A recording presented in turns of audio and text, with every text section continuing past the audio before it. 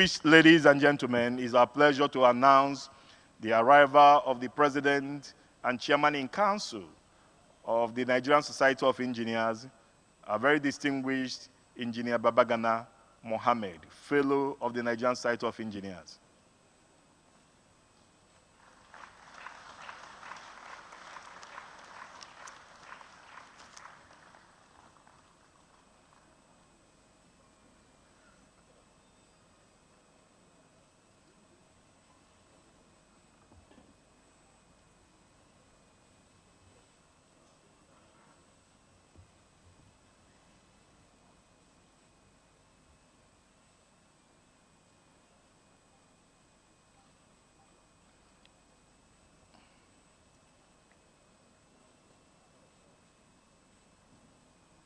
For me, we'll take it one after the other. We will, because they are doing live transmission. All of us will not be at the stage. Once I leave, I finish, I leave, the next person walks in, so that we leave.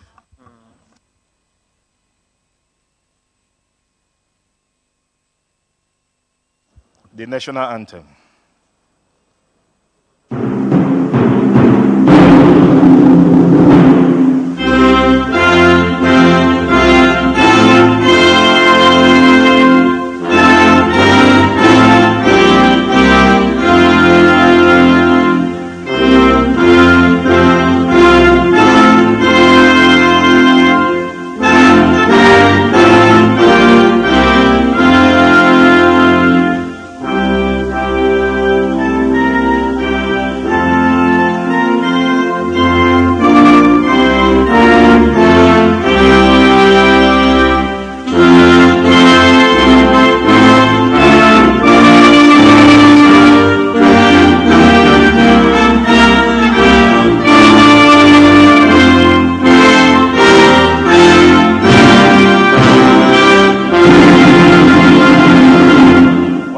Standing, let's take the opening prayer, second stanza of our national anthem.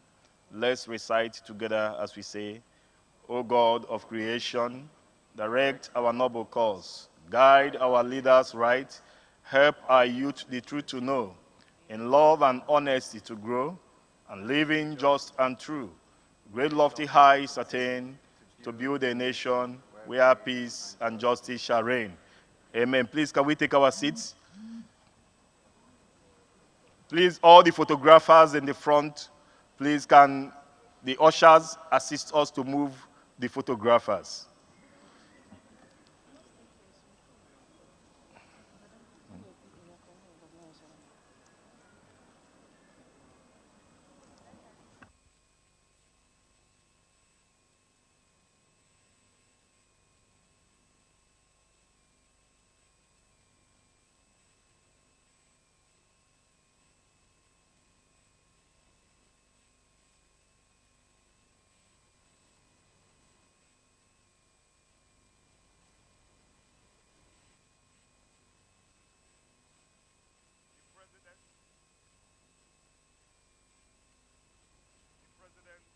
The President of the Nigerian Society of Engineers, Engineer Babagana Mohammed, Fellow of the Nigerian Society of Engineers, Fellow of the Nigerian Institution of Mechanical Engineers, wife of the President, seated beside the President, Ajia Aisha Umar Babagana, a very special guest, the Shehu Obonu, the Royal Father of the Day, His Royal Highness Alhaji Abubakar Ibn Umar Gabai.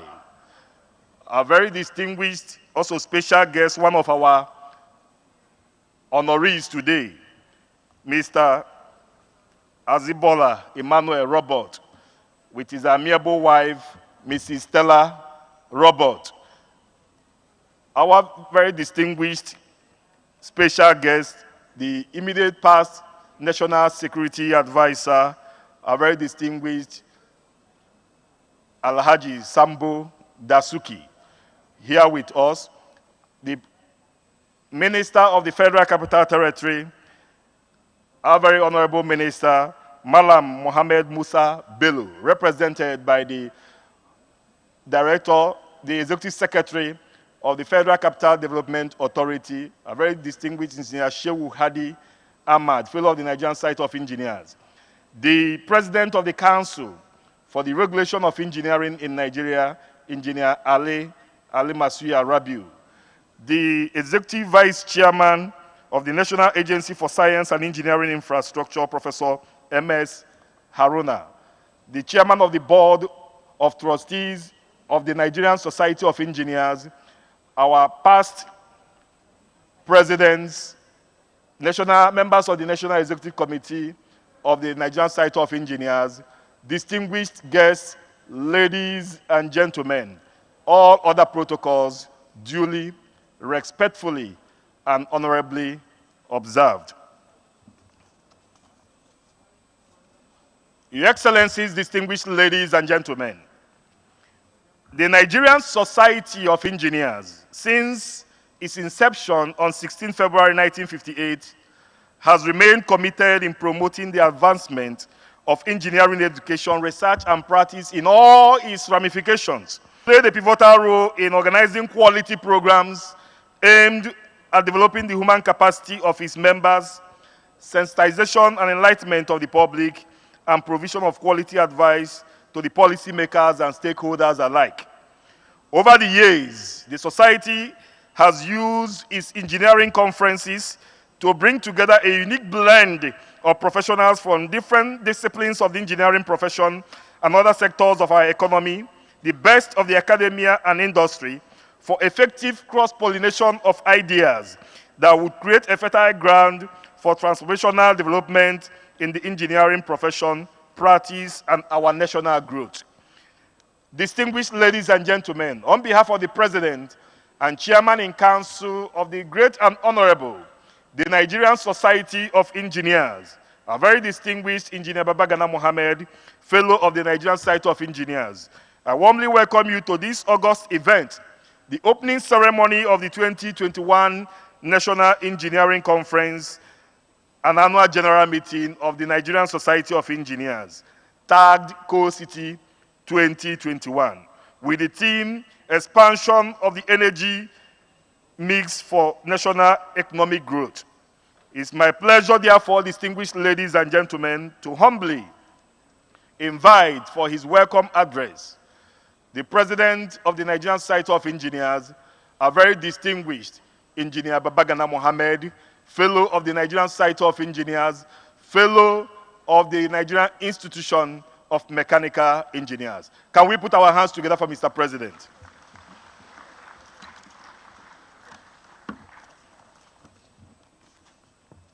Welcome, sir. Thank you very much.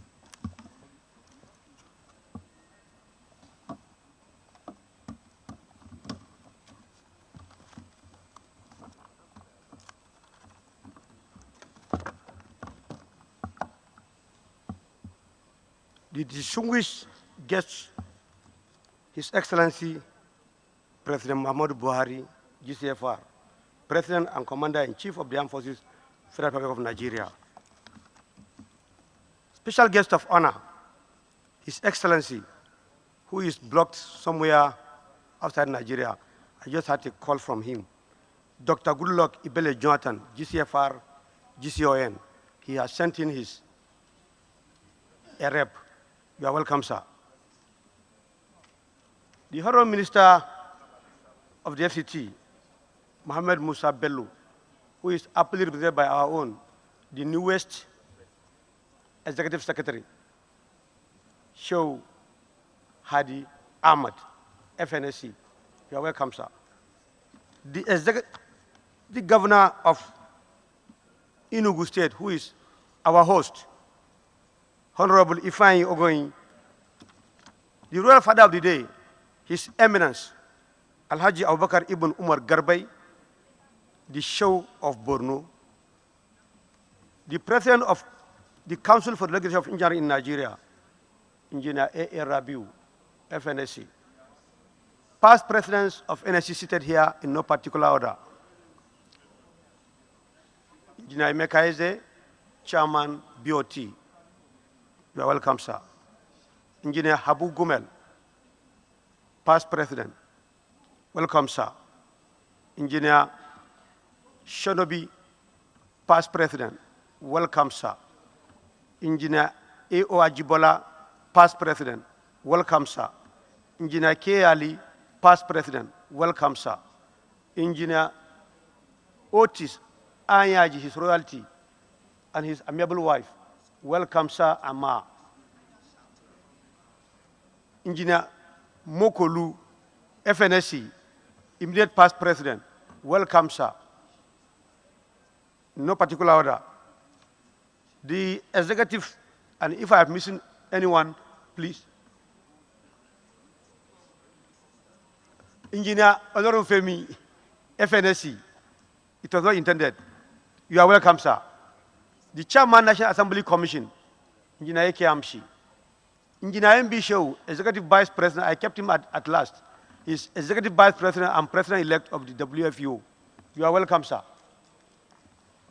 The President of my sister organizations across Africa, first, FAO, Engineer Mrs. Colin Bochidid. You are welcome, Ma. The President of Ghana Institute of Engineering, Professor Chas. You are equally welcome. The President of WAFIO, West African Federation of Engineering Organizations. You are Alex Aye. You are highly welcome. My wife, you are the last person on the list, and you are highly welcome. My Deputy President, President-elect, I was trying to put you before my wife, but I refuse. You stay at the back. And your amiable wife, you are welcome. Let me quickly announce the arrival in this hall of the former National Security Advisor of Nigeria, Sambo Dasuki. Sir, you are welcome and you are appreciated. I warmly welcome you all to the 2021 National Engineering Conference, an AGM, exhibition of the 54th Annual General Meeting of the Great and Honorable Nigerian Society of Engineers, tagged Call City. I am particularly honored for the presence of this executive guest here. It is my pleasure to also specifically welcome a statesman who has agreed to be here, but because of international engagement, President Goodluck Ibele Jonathan, GCFR, GCON, who has graciously agreed to be here to talk with us. He is still making efforts to enter this hall today. Sir, I appreciate you very well. Also gracing this with his presence is the Shehu of Borno, His Eminence. Sir, we appreciate you, sir. Captains of industries, execs in the academia, and many other distinguished ladies and gentlemen, I welcome you all. All the fellows of NSC, members of the National Assembly, my colleagues, and of course our spouses who are well dressed here, you are all welcome. My revered past presidents, in no special way, you made the society running. Sir, I appreciate all of you. Distinguished ladies and gentlemen, for the benefit of delegates who are not non-engineers of NSC and invited guests, who may be wondering why a conference called City is holding in the Federal Capital Territory, Abuja. It is important for me to give a bit background to the reasons for the change in venue. The Enugu branch of NSC bid for and won the right to host this year's conference in their location, Enugu, the capital city of Enugu State, in the southeastern Nigeria, which is popularly called Call City. The local organizing committee of the branch was making progress with preparations before the spate of political agitations within the entire South Region zone increased and escalated into violence in some areas. Following concerns for safety and security raised by NSC members across, the leadership of NSC went into high-level consultations. A consensus agreement was reached to relocate the conference to Abuja, while still recognizing Enugu as the host. The NSC Council gave approval for the relocation at its meeting of September 16, 2021. I want to assure you that despite the change in location, the Conference Planning Committee and the reconstituted local organizing committee have worked tirelessly to ensure that this conference is delivered smoothly. Few innovations were injected into the processes for ease of registration identification, election, and participation in the exhibition. Above all, maximum security is hereby guaranteed.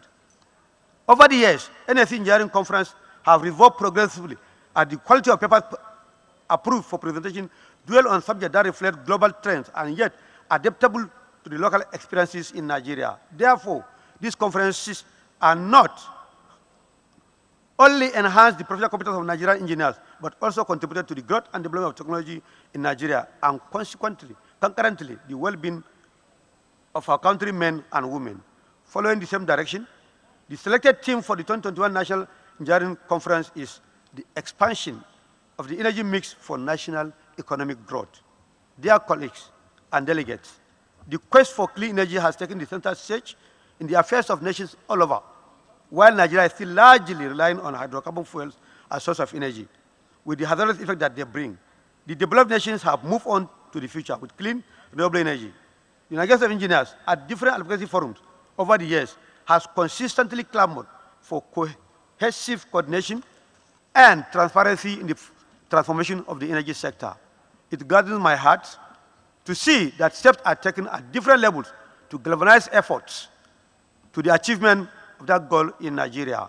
The technical sessions of this conference promised to be inciting, and the Technical Subcommittee has done a thorough job of selecting papers for the main conference team, as well as various sub-teams, all dwelling on energy solutions for Nigeria.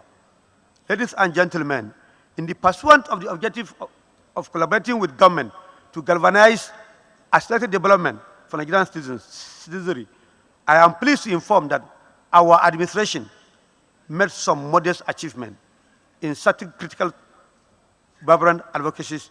Thus, the society produced a memorandum on the proposed amendment to the 1999 Constitution. The NSC delegation presented the memorandum in 12 venues across 6 geopolitical zones. I need a clap here. Thank you very much. The NSC set up a powerful lobby group led by the chairman of the Engineering Legislation Committee, Engineer Sir Chris Okoye, FNSC, to work towards achieving passages of all pending engineering bills in the National Assembly. As we speak, the Road Sector Reform Bill, the National Assembly Fund, and the Federal Road Bill have been passed and transmitted to the President and Commander-in-Chief for his assent. Thank you very much. NSC has also prepared a memorandum and is awaiting a date for public hearing on the bill for amendment of Nigerian Building and Road Research Act for presentation to the Senate. Many I don't want to mention. We have awarded scholarships to 16 most intelligent 2020 UMI students who said they want to read engineering.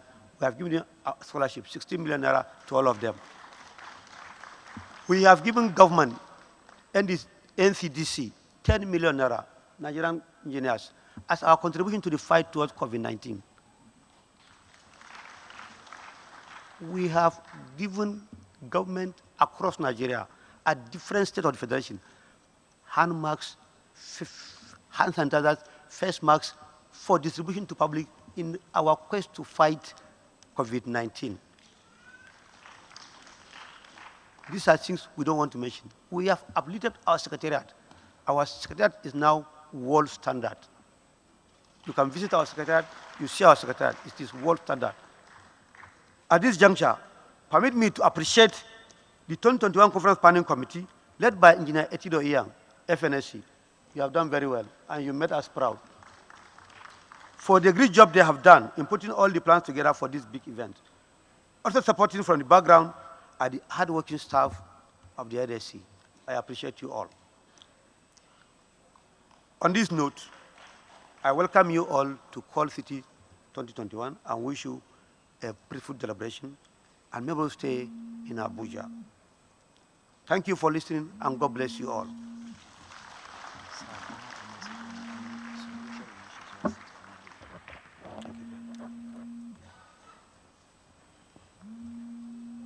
Can we put our hands together one more time for the President of the Nigerian Society of Engineers, Engineer Babagana Mohammed, FNSC, FNI Meki. I would like to quickly recognize the presence of the former President of the Federal Republic of Nigeria, President Goodluck Jonathan, GCFR, ably represented by Chief Mike Ogahe Gode, CFR. Let's put our hands together for him, please.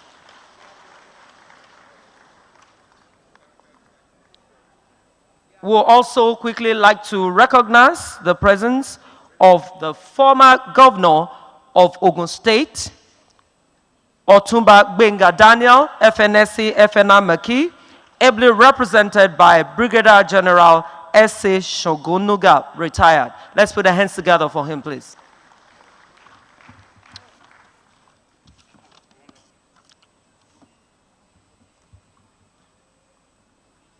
We'll be going into the conferment of fellowship. And I would like to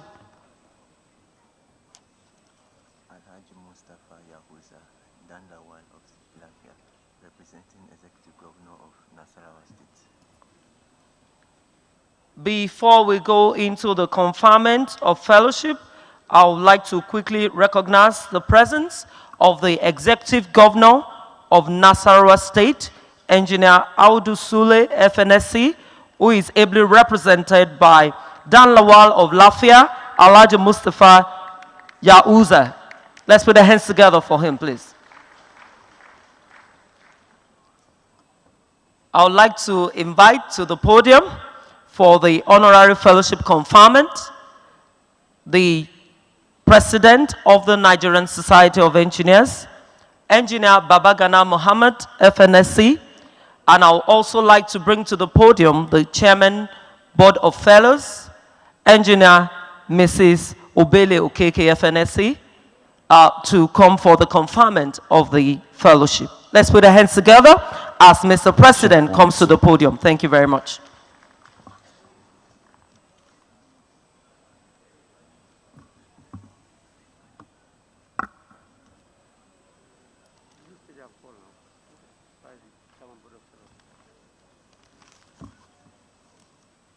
Can we have the Chairman, Board of Fellows come on stage, please?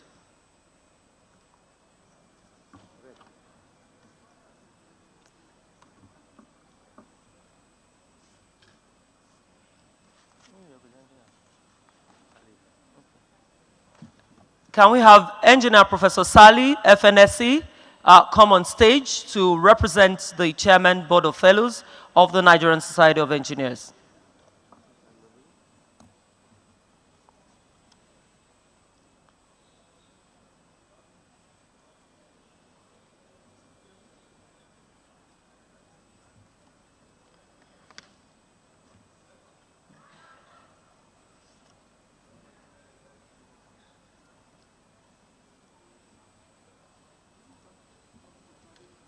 Is he here? Or you could just come up and call him. Can Engineer Victor Adenuga please come up here in the absence of Professor Sali?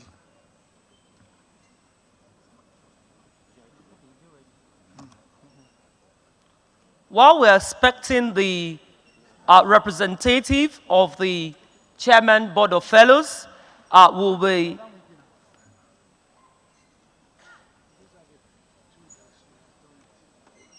while we are expecting the representative of the Chairman, Board of Fellows, Engineer Mrs. Ebele Okeke, FNSC, Engineer Isa Imiabino, FNSC, will be coming on stage to represent the Board of Fellows. While we have technical, let's have in preparation the citation of the Shehu Oberno.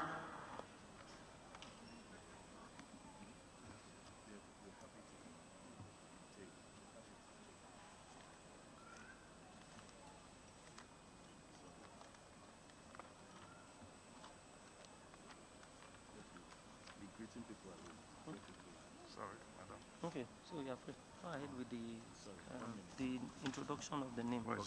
This is the name, so just go ahead with I want it. a border. Okay, go on there. It's the same thing, just go ahead.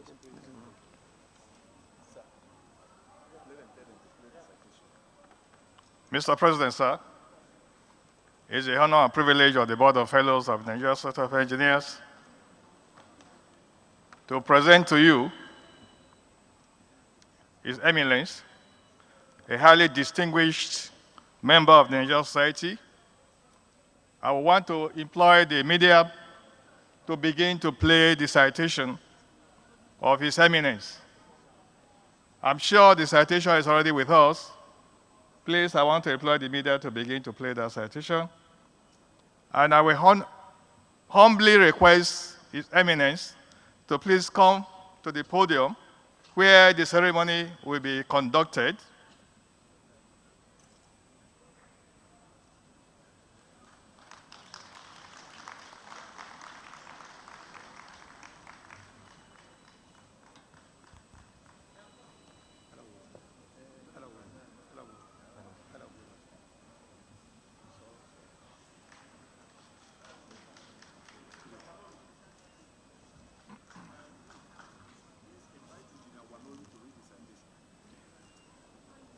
Meanwhile, I would like to invite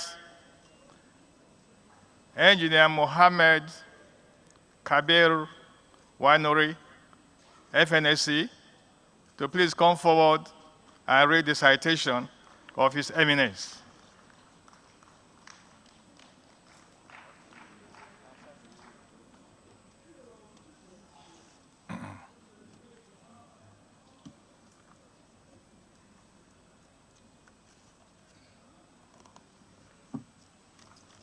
You help us recite the citation. Where is the citation? I'll just give it to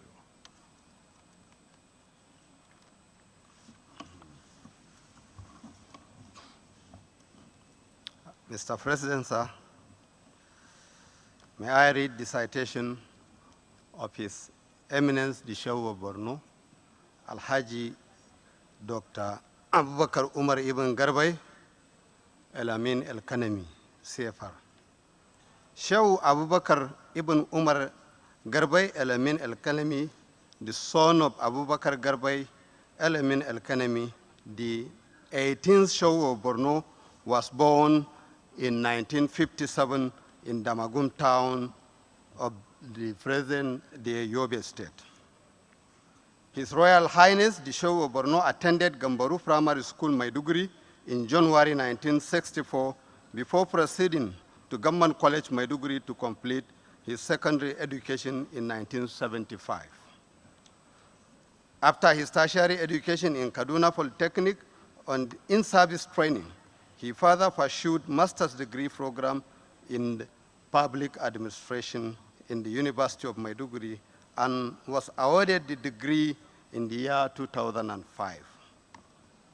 Between 1997 to 2001, he served in 5 local government areas as secretary.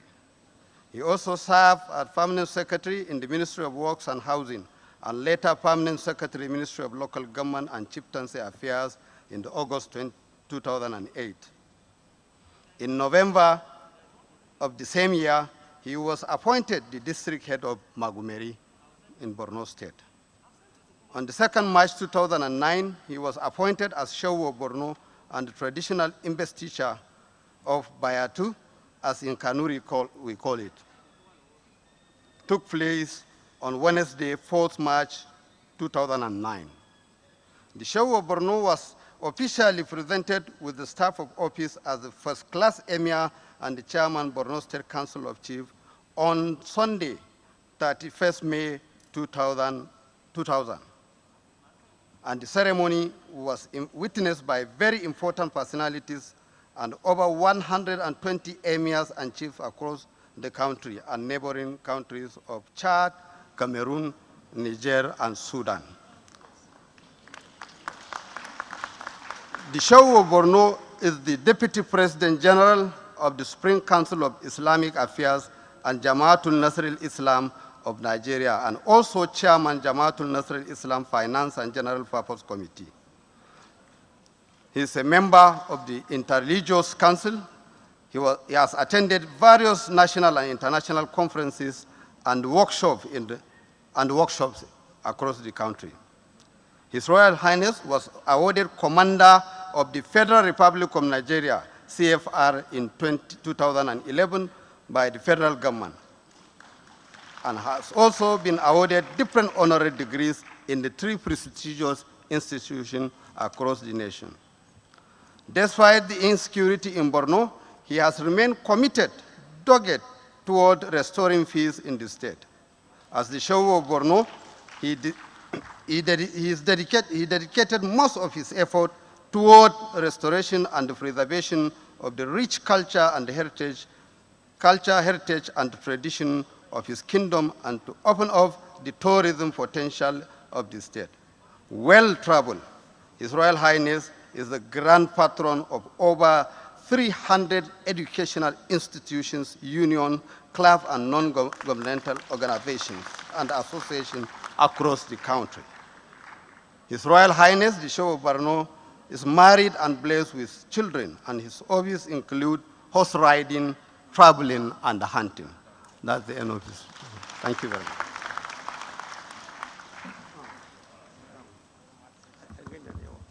Mr. President, sir, it's now my special honor and privilege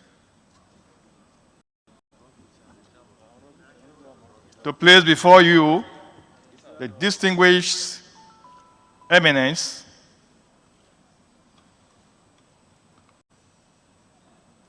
the Shehu of Borno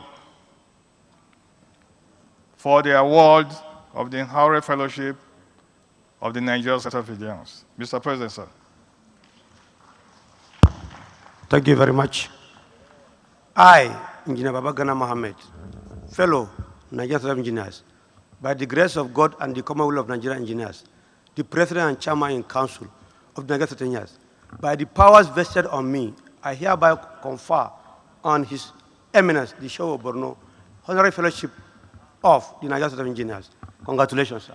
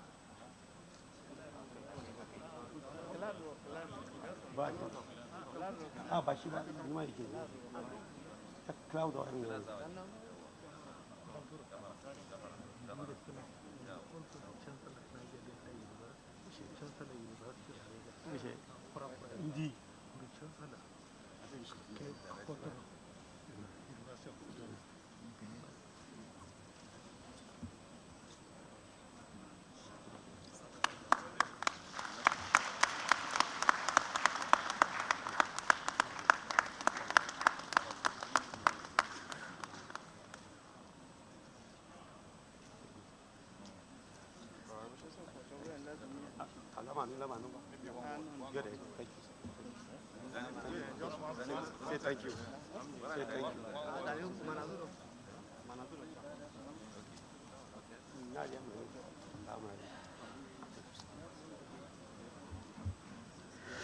أعوذ بالله من الشيطان الرجيم بسم الله الرحمن الرحيم وصلى الله على النبي الكريم. Mr. President and other members of the delegations here present, I must begin by expressing my sincere thanks and appreciation to Mr. President and all of you here for honoring me. In fact, this is a great honor. The honor is not only for me alone, but the entire people of Borno, Northeast, and Nigeria in general. I assure you that I will live up to expectation and keep the flag flying. On behalf of myself, once again, my family, and the good people of Borno, I sincerely thank you very much. I wish you, each and every one of you, safe journey back to your respective destinations. Thank you very much.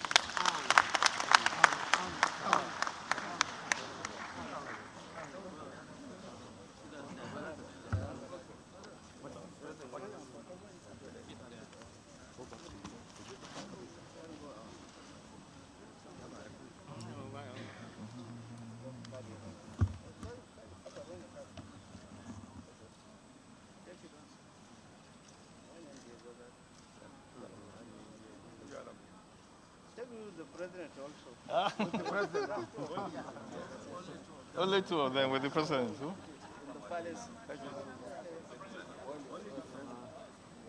We need portrait, so please, be very well.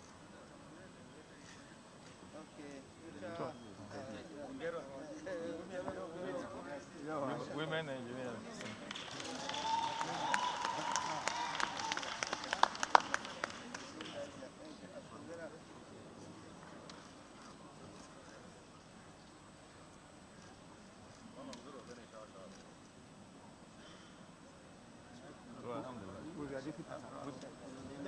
I think the deputy, yeah, with national airport.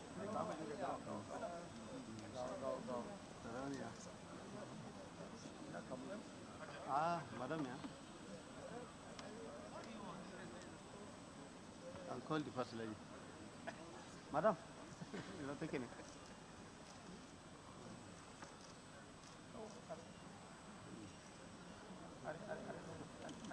Aranya bahan mo kono. No, that's it.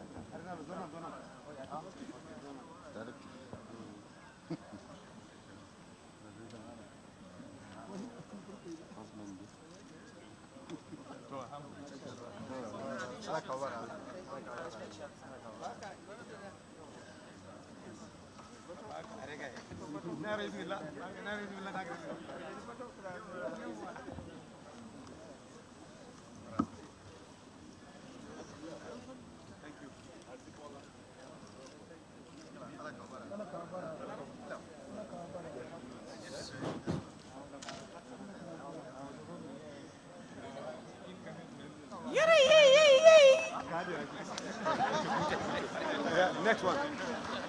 Next one. Second one. Robert. My president, sir. We also have a very distinguished member of the Nigerian Society that we have considered due for the Honorary Fellowship of Nigerian Society of Engineers.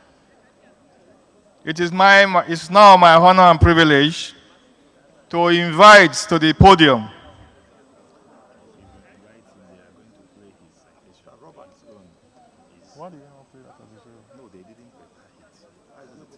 It's now my honor and privilege to invite Azibola Emmanuel Roberts to please come to the podium. We will advise that you come along with your spouse, please. Engineering is a family affair. So if your spouse is here, please come along with your spouse.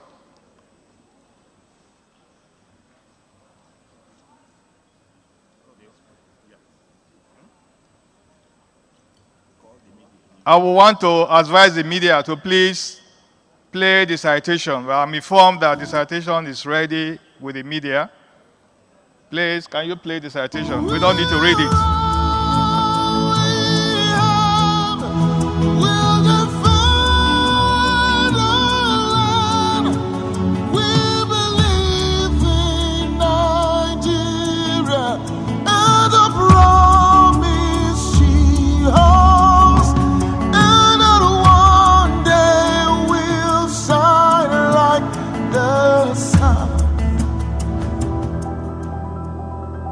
Azibola Emmanuel Robert, Managing Director, Kakata Group, Founder, Z-Team Engineering.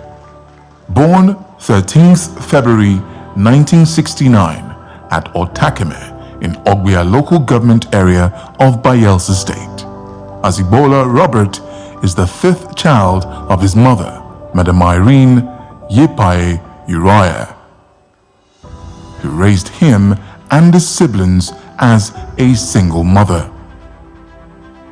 By an unlikely event of ever going to school, Azibola completed primary school at Baptist Day School, Port Harcourt, and by a miracle proceeded to attend secondary school at Owema Secondary School, Otakeme, where he rose from a not too bright boy to become the best student of his class and the entire school, excelling in all science subjects. considering his high intelligence quotient in the sciences, it was the expectation that he will someday become an engineer or a medical doctor. Rather, Azebola had a twist of fate, which led him to read law at the Rivers State University of Science and Technology, Port Harcourt, where he graduated with a third-class degree in 1993 and a second-class LLB from the then Nigeria's only law 1995 as a barrister and solicitor of the Supreme Court of Nigeria. After a moment of practice, he resumed duty call as a pro-democracy, human and environmental rights advocate against military rule in Nigeria at that time, where he joined forces across the country to fight and win the soul of Nigeria to democracy.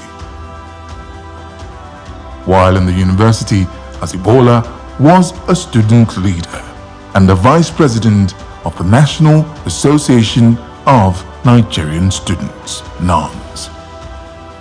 On Nigeria's return to democracy in 1999, Azebola left active civil society advocacy and founded Mangrove Tech Nigeria Limited, a civil engineering company which today is known as Kakata. The sole aim of founding Kakata was to challenge an established notion that Nigerian engineers were incapable of administering and building the infrastructures of Nigeria. He thus created the slogan, "Nigerians Building Nigeria," as part of his advocacy for the Nigerian engineers, and proceeded to employ only Nigerian engineers to build both the Maitama Extension and the Kiami districts in Abuja, among several other projects across the country. In 2018, Azebola Robert founded Z-Teen Engineering, a precision engineering, high-end technology and heavy-duty company, and proceeded to build a state-of-the-art factory in the Idu industrial area of Abuja. With its array of machines and equipment, today Z-Teen prides itself as Nigeria's precision engineering company, with a focus to kickstart and advance Nigeria's technological development. Through its various companies, Azebola Robert has employed several of Nigeria's engineers over the years, providing them mentorship and kindling in them a desire of the I can do spirit. Today, Azebola Robert, together with his colleagues, is consummating himself to the self-task of designing and producing a wholly made-in-Nigeria automobile engine, pioneering a domestic electric car design and production, as well as catalyzing the process of making other heavy-duty machines and original spare parts production in Nigeria for Nigeria. Azebola is a social thinker, a practical hands-on personality, an inspirational writer, a creator of things, and one who prides himself as the carpenter. He has a vast practical knowledge of many aspects of engineering, such as civil,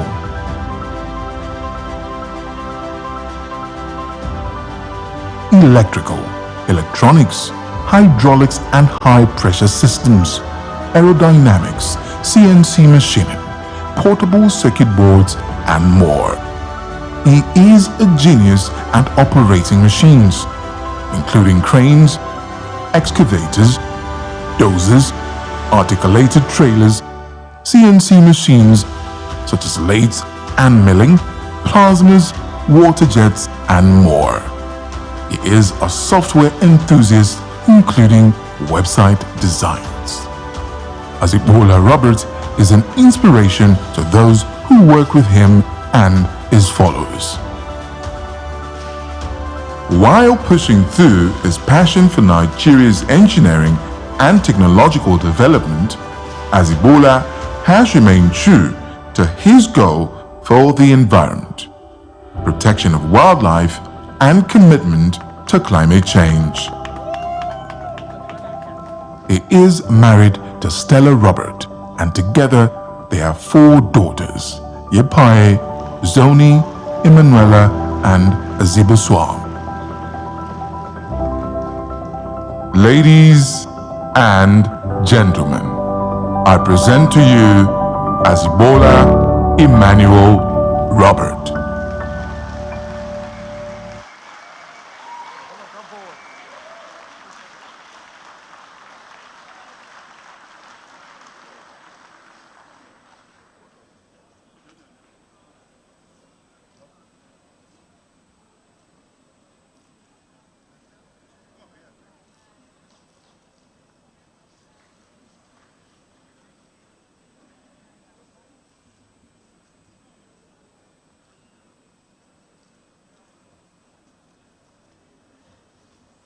Mr. President, sir, we present to you the distinguished icon that has been a mentor to so many engineers. He has engineered the engineers, and the NSC today finds him fit to be considered for the award of the Honorary Fellowship of the Nigerian Society of Engineers. We therefore present Emmanuel Robert for the award. Mr. President, sir.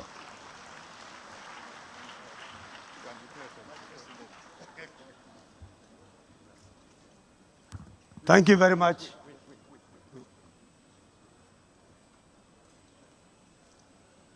Robert, you are ready for me, Robert?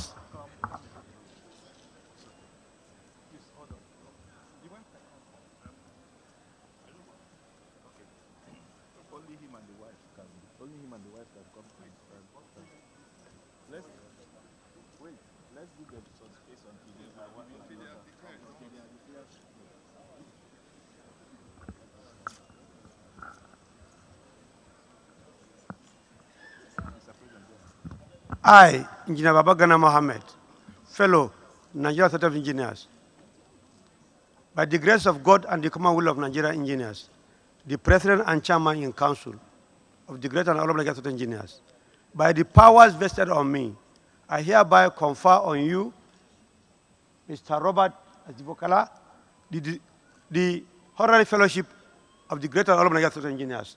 Congratulations.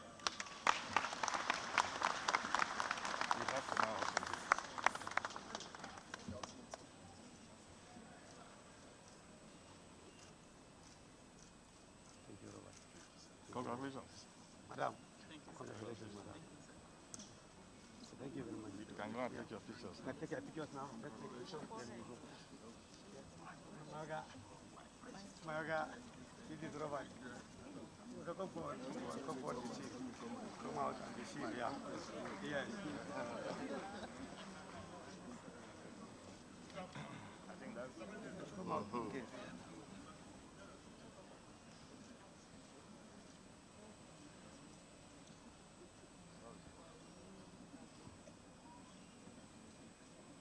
So thank you very much. Thank you very much.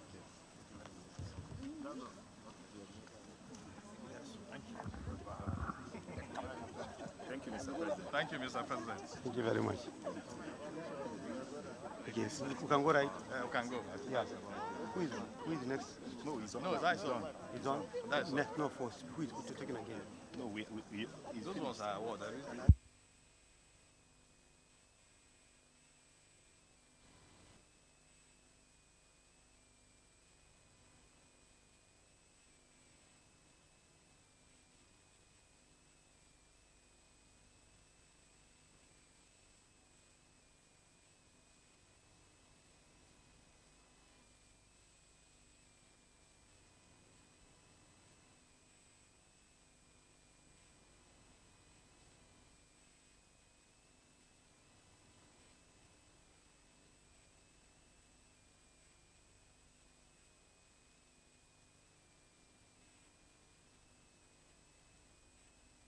Thank you very much. Let's appreciate the honorees, please.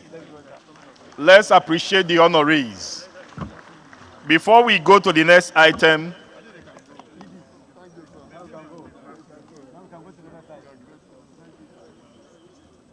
let me also add that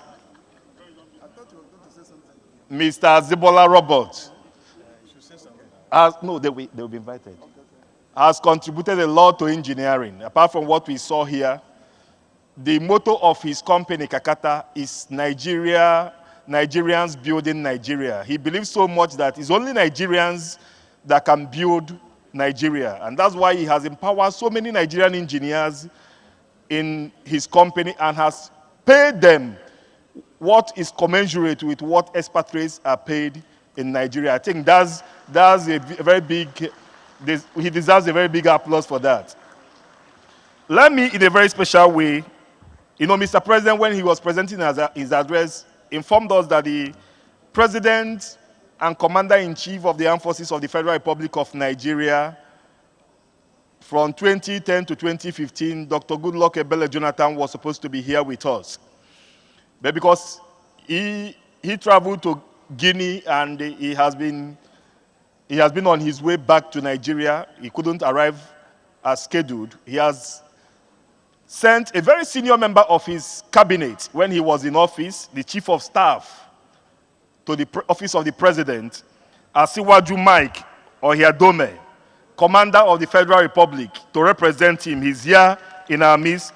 And Mike Ohiadome is also a former Deputy Governor of Edo State. Let's put our hands together for him, please. Let's appreciate him.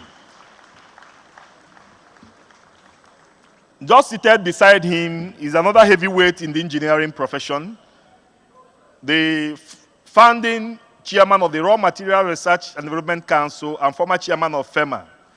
Many of us are conversant with his name when we talk about the Wanyangu National Football Club, one of the biggest football clubs in this country. It's my pleasure to acknowledge the presence of a very distinguished engineer chief, Emmanuel Chukwuemeka Iwanyangu, fellow of the Nigerian Society of Engineers, member of the Federal Republic, officer of the Federal Republic, and of course, Commander Order of the Federal Republic. Let's put our hands together for him. Also, we have in our midst, past president of the Nigerian Society of Engineers. He was president of the Nigerian Society of Engineers for the years 2008, 1998-1999. A very distinguished engineer Charles Aniweta Mbanefo, fellow of the Nigerian Society of Engineers. Nwamolonama Onitsha. You are welcome, sir. Also, he came with his wife, Mrs. Irene Mbanefo. You are welcome, ma. Let me also acknowledge the presence of the president of the Association for Consulting Engineering in Nigeria, Engineer George C. Okoroma. You are welcome, sir. And also we have in our midst Chief Uche Chris, Senior Advocate of Nigeria. You are welcome. Let me also acknowledge the presence of Engineer Ife Oluwa Oyedele, Executive Director, Niger Delta Power Holding Company Limited, and also another Executive Director in the company, Engineer Abdul Kashim. Let's put our hands together for them, please. Quickly, I want to recognize the presence of His Royal Highness King Bubaraye, Dakolo of Betuame Kingdom. He came all the way from Bayelsa to join us in this program. It's also my pleasure to acknowledge the presence of Chief Sonny Omekwe, Chairman of Otakeme Council of Chiefs, Bayelsa State. Let me also acknowledge the presence of Mr. Adolphus Ekpe, former DG of Nigeria Lottery Regulatory Commission. We also have His Royal Highness Eze Ken Onwala, Ugowan of Eche Land. He is also here with us. I think that's all we have for the recognitions. With that, it's my pleasure to invite my co-director of program, Engineer Emmanuel Ejika, to take us to the next item we have in our program. Thank you.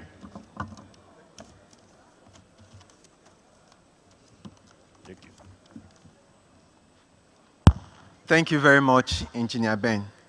Distinguished guests, ladies and gentlemen, at this juncture, we'll quickly continue to our program. And next on the item on our program list is a very special event that will be anchored by the president of the society himself, and that is presentation of special NSC Presidential Awards.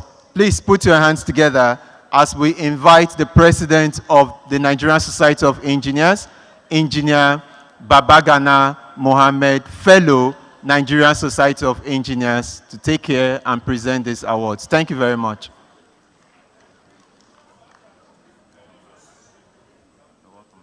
Thank you very much.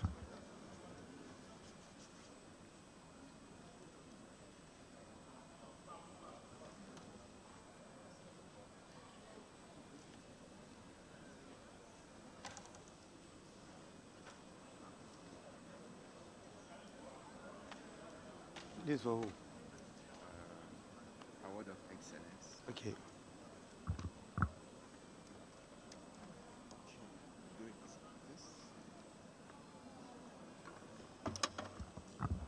All commissioners in Borno State, please come forward. This is award for His Excellency, the Executive Governor of Borno State, Engineer Babagana Umar Zulum, FNSC, MNI. Branch Chairman, Maiduguri Branch, all the commissioners, please come out.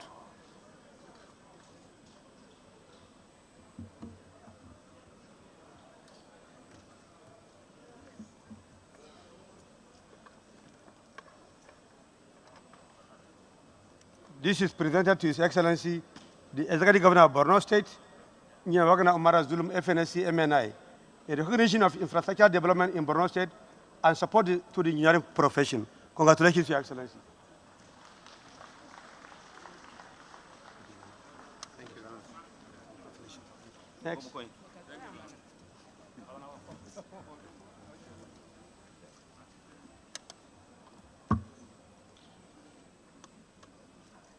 This is an award of excellence to His Excellency, Dr. Goodluck Ibele Jonathan.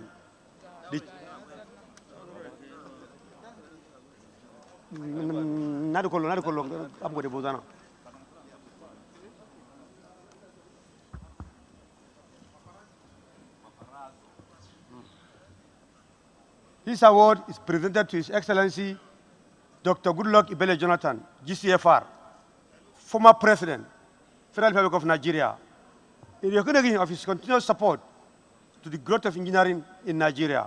Congratulations, sir.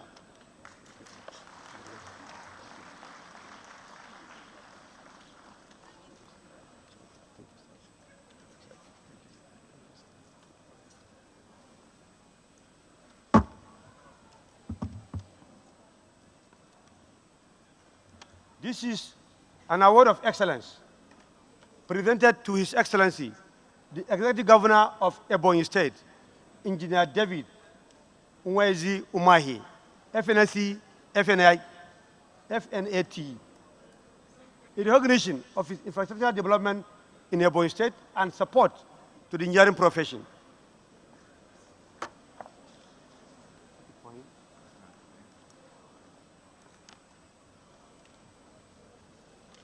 Let's arrange somebody to come and pick.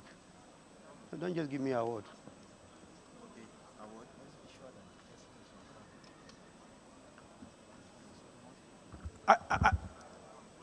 Chairman, Yola Branch, or Aisha Ali Umar, you can come forward. This is an award of excellence to His Excellency Right Honorable Amadou Umaru Fintri, the Executive Governor of Adamawa State.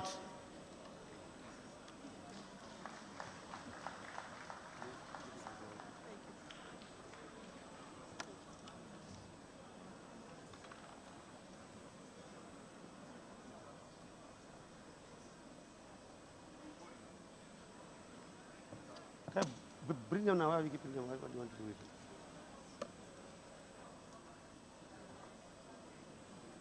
This is an award of excellence to His Excellency, Senator Kashim Shettima, the former governor of Borno State.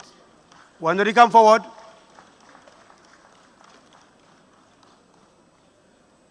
This is my brother. He has done very well for my state.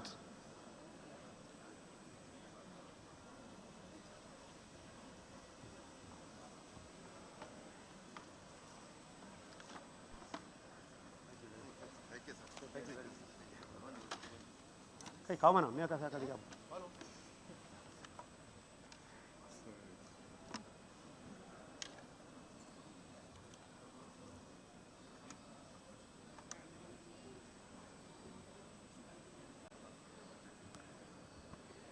the Commissioner for Works, Kano State.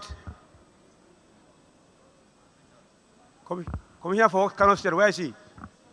He's coming in. Chairman, Kano State, please come forward. Gladima, you are welcome. Please take my seat. Arrange seat. Gladima, take my seat. Gladima Kadore, you are welcome. You came late, but take my seat.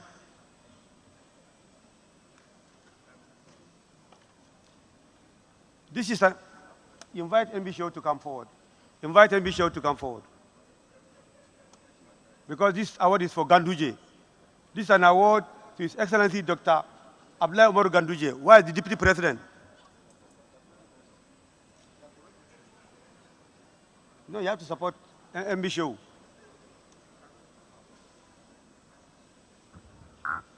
The Commissioner for Works is on his way. I have a chat with him. But since MBSHO is here, MBSHO can collect for his governor. This is an award of excellence to His Excellency Dr. Abdoulaye Umar Ganduje, OFR, the Executive Governor of Kano State, for good infrastructural work in Kano State. Congratulations.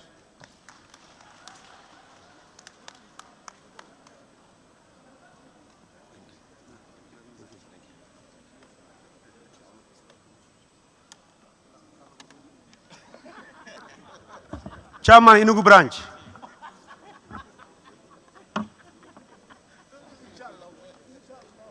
Chairman, Enugu branch. This is an award to His Excellency, the Executive Governor of Enugu State, our host. When we visited him in Enugu, humility at its best. He hosted us.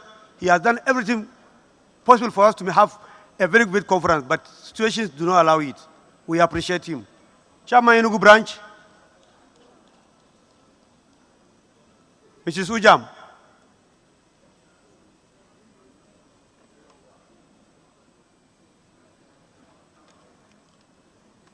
Next.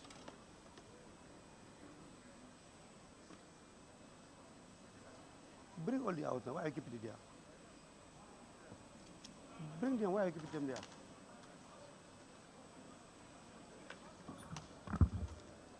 This is a presidential award to Engineer Chris Okoye. Chris Okoye, FNSC. He was my chairman, National Assembly Legislation Committee. He has done extremely well. Engineer Chris Okoye, are you in the hall? Thank you. I'm very happy, I'm very grateful. You have made NSC very proud. Congratulations.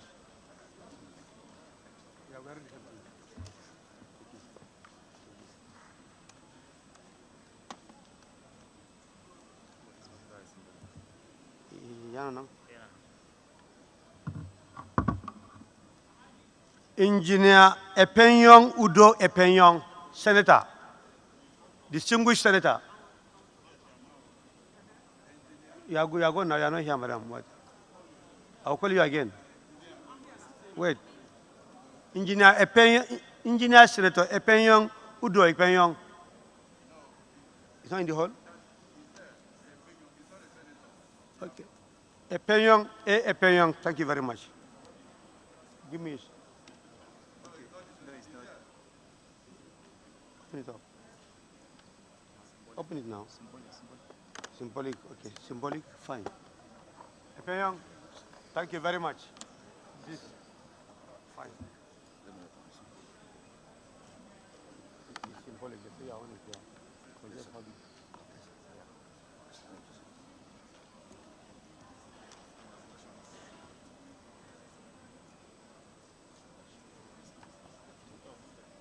Thank you. Next. Go and bring it.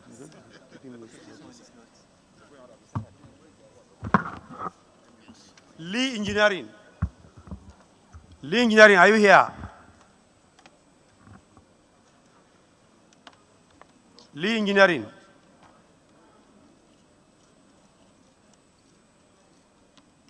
It's an indigenous engineering, and they have more than 3,000 engineers on their list, and they are doing extremely well. And we appreciate them for their support to NSC.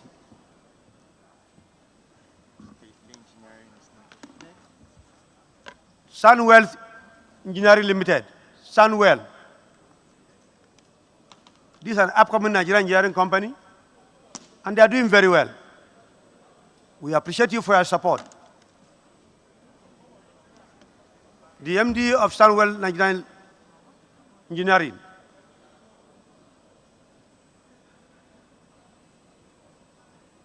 A recognition of your support to development of engineering practice in Nigeria. Congratulations. Yeah, Lee Engineering, Lee Engineering. Yeah. Go now. Take your part. Take your part. Lee Engineering. Since it's Yes. our neighbor. This for Lee Engineering? Yes. Sir, this is for Lee Engineering. Thank you, sir.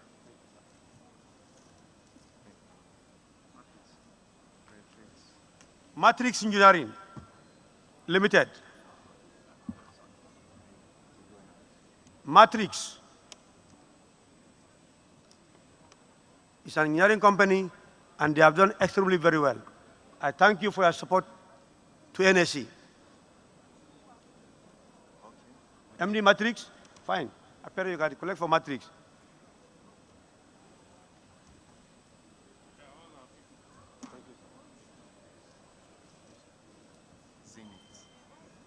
Zetin Engineering. Zetin Engineering Limited. This is a corporate award for the Zetin Engineering.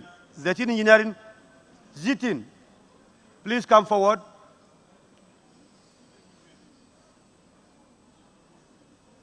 Robert, come forward again. Robert, you have done very well for engineering. We appreciate you. Apart from your honorary award, you gave to NSC 22 systems. That's what is now we deploy in our secretariat. We appreciate you, and you have sponsored our bags for this conference. I appreciate you most sincerely.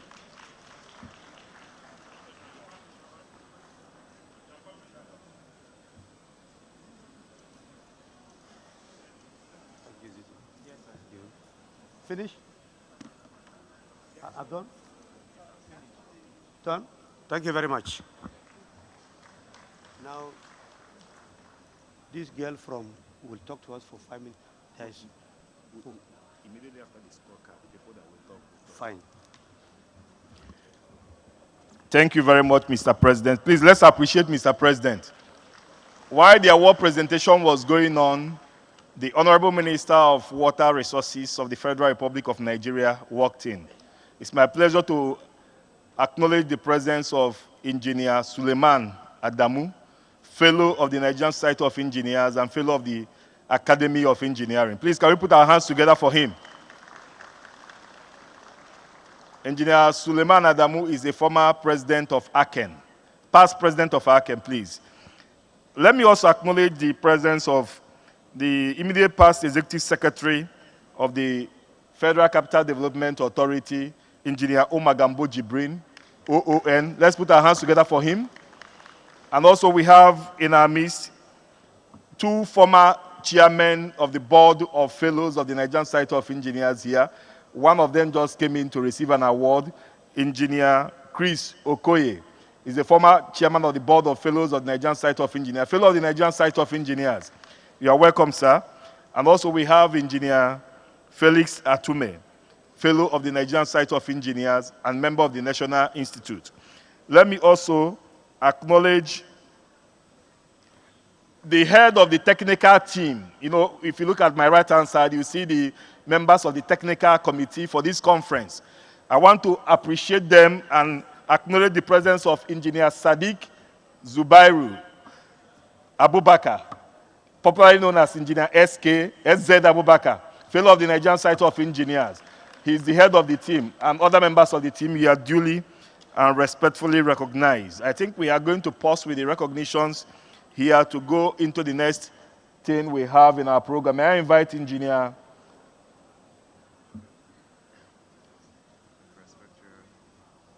Fumi to lead us to the next item in our program.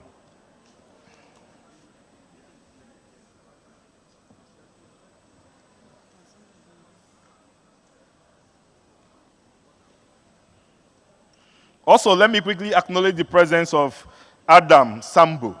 He's representing the former Vice President of the Federal Republic of Nigeria, Architect Namadi Sambo. Let's put our hands together for him, please.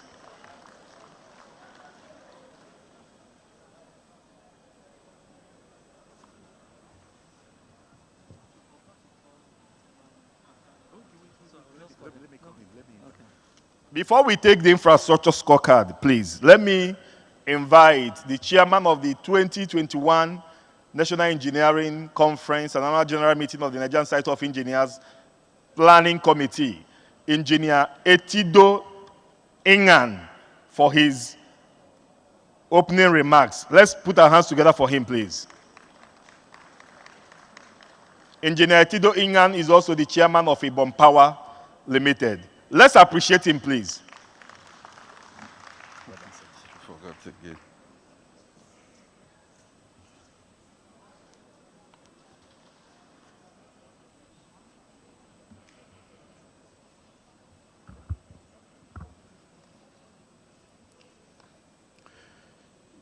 Your Excellency,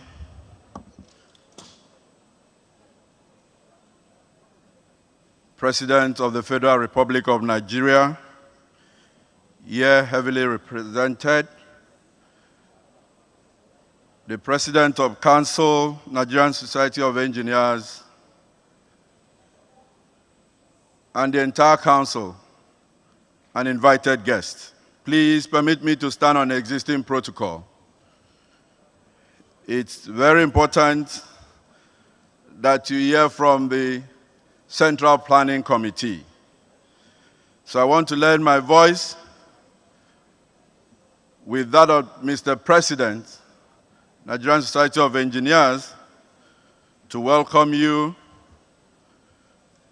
and the entire delegates, stakeholders, as well as our invited guests to this year's engineering conference, exhibition, and general meeting. This annual convention of Nigerian Society of Engineers is arguably the largest single gathering of engineers and development stakeholders in Nigeria, as well as the flagship program of our society. And I want to state here that we have registered over 6,000 engineers. The theme of this conference, as you all know, is expansion of energy mix for national economic growth. Arguably, this rather very apt theme, in a way, coming up on the heels of engineering, education, and lifelong learning opportunities for sustainable development, tending to consolidate on last year's national emphasis of our society. The conference will assuredly, in more ways than one, provide opportunities for the delegates and stakeholders to make the much desired remarkable contributions to address almost insoluble energy problem, and in so doing, help in providing sustainable economic prosperity as well as advancing technology in our dear country. Energy is vital, as you all know, to every aspect of socio-economic life, While most developed countries have achieved remarkable degrees of stability and efficiency in energy supply and management, Nigeria is seemingly battling to achieve an acceptable benchmark. The reason is not far-fetched, other than that Nigerian energy needs is being propelled mainly by fossil fuel, coal oil. Therefore, as energy demand increases, especially with growing population, urbanization, and ravaging novel COVID-19 pandemic, supply becomes grossly inadequate. The challenge of meeting the growing energy demand in Nigeria is huge, in the sense that while seeking for sustainable energy supply and making energy choice, the environmental problems of fossil fuel need to be considered. The way forward, therefore, is achieving energy availability, economic growth, and sustainability, is to timelessly turn serious attention to adopting a new viable way of expanding the energy mix of our country. Distinguished colleagues,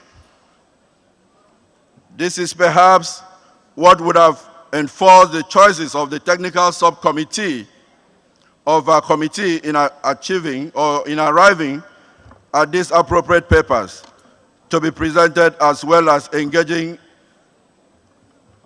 the facilities or the faculties.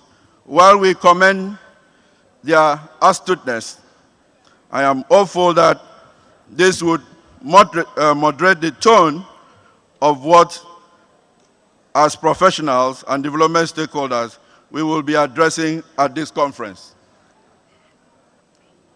It is therefore my hope and belief that, as already guaranteed, the various amiable speakers and faculties that shall be addressing the conference will evoke thoughtful and engaging discussions that will engender veritable inputs of national development. I can also assure delegates that seasoned experts and technocrats in the field are available to present various papers, lead discussions at plenary, and converge ideas that will stimulate further research and development in the area of energy mix. Coincidentally, also, this is an elective conference. Of course, that is why you see the large turnout, where we hope to elect passionate and reputable professionals to sit in the National Council of our great society. We have made frantic efforts to improve our election processes this year. With the use of the electronic registration tag, which is entirely novel, eligible delegates would seamlessly be electronically accredited for the AGM. This approach has become necessary due to the need for strict compliance with the WHO COVID-19 prevention protocol. May I therefore urge all to make vital contribution that will make the conference not just achieve its set objective, but be memorable one. Let me sincerely thank and congratulate the Enugu branch of our society for playing host to this auspicious conference this year. I welcome you all to Coal City 21, and I want to seize this opportunity to thank Mr. President on behalf of the CPC and the entire council for giving us this opportunity to serve. Thank you. Enjoy the conference.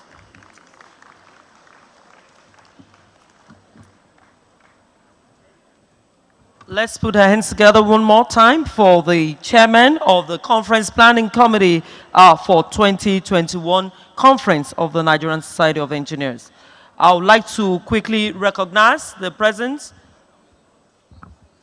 Okay, we'll quickly go into the presentation of the infrastructure report card of the Nigerian Society of Engineers. Permit me, as I invite to the podium, a former president of the Nigerian Society of Engineers, Engineer Ademola Isaac Olorunfemi, FNSA. Let's put our hands together for him as he comes to the podium to present to us the infrastructural report card of the Nigerian Society of Engineers. Thank you.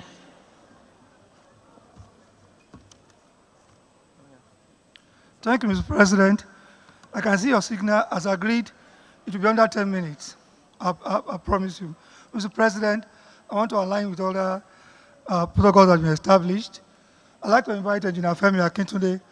Engineer Femi Akintunde is a member of the committee, is my vice chairman, and is also the group managing director of AlphaMid Engineering Services Limited, the partner of this project since 2014.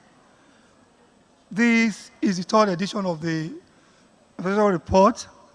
The earlier editions, 2015, 2017, we've developed those ones into app.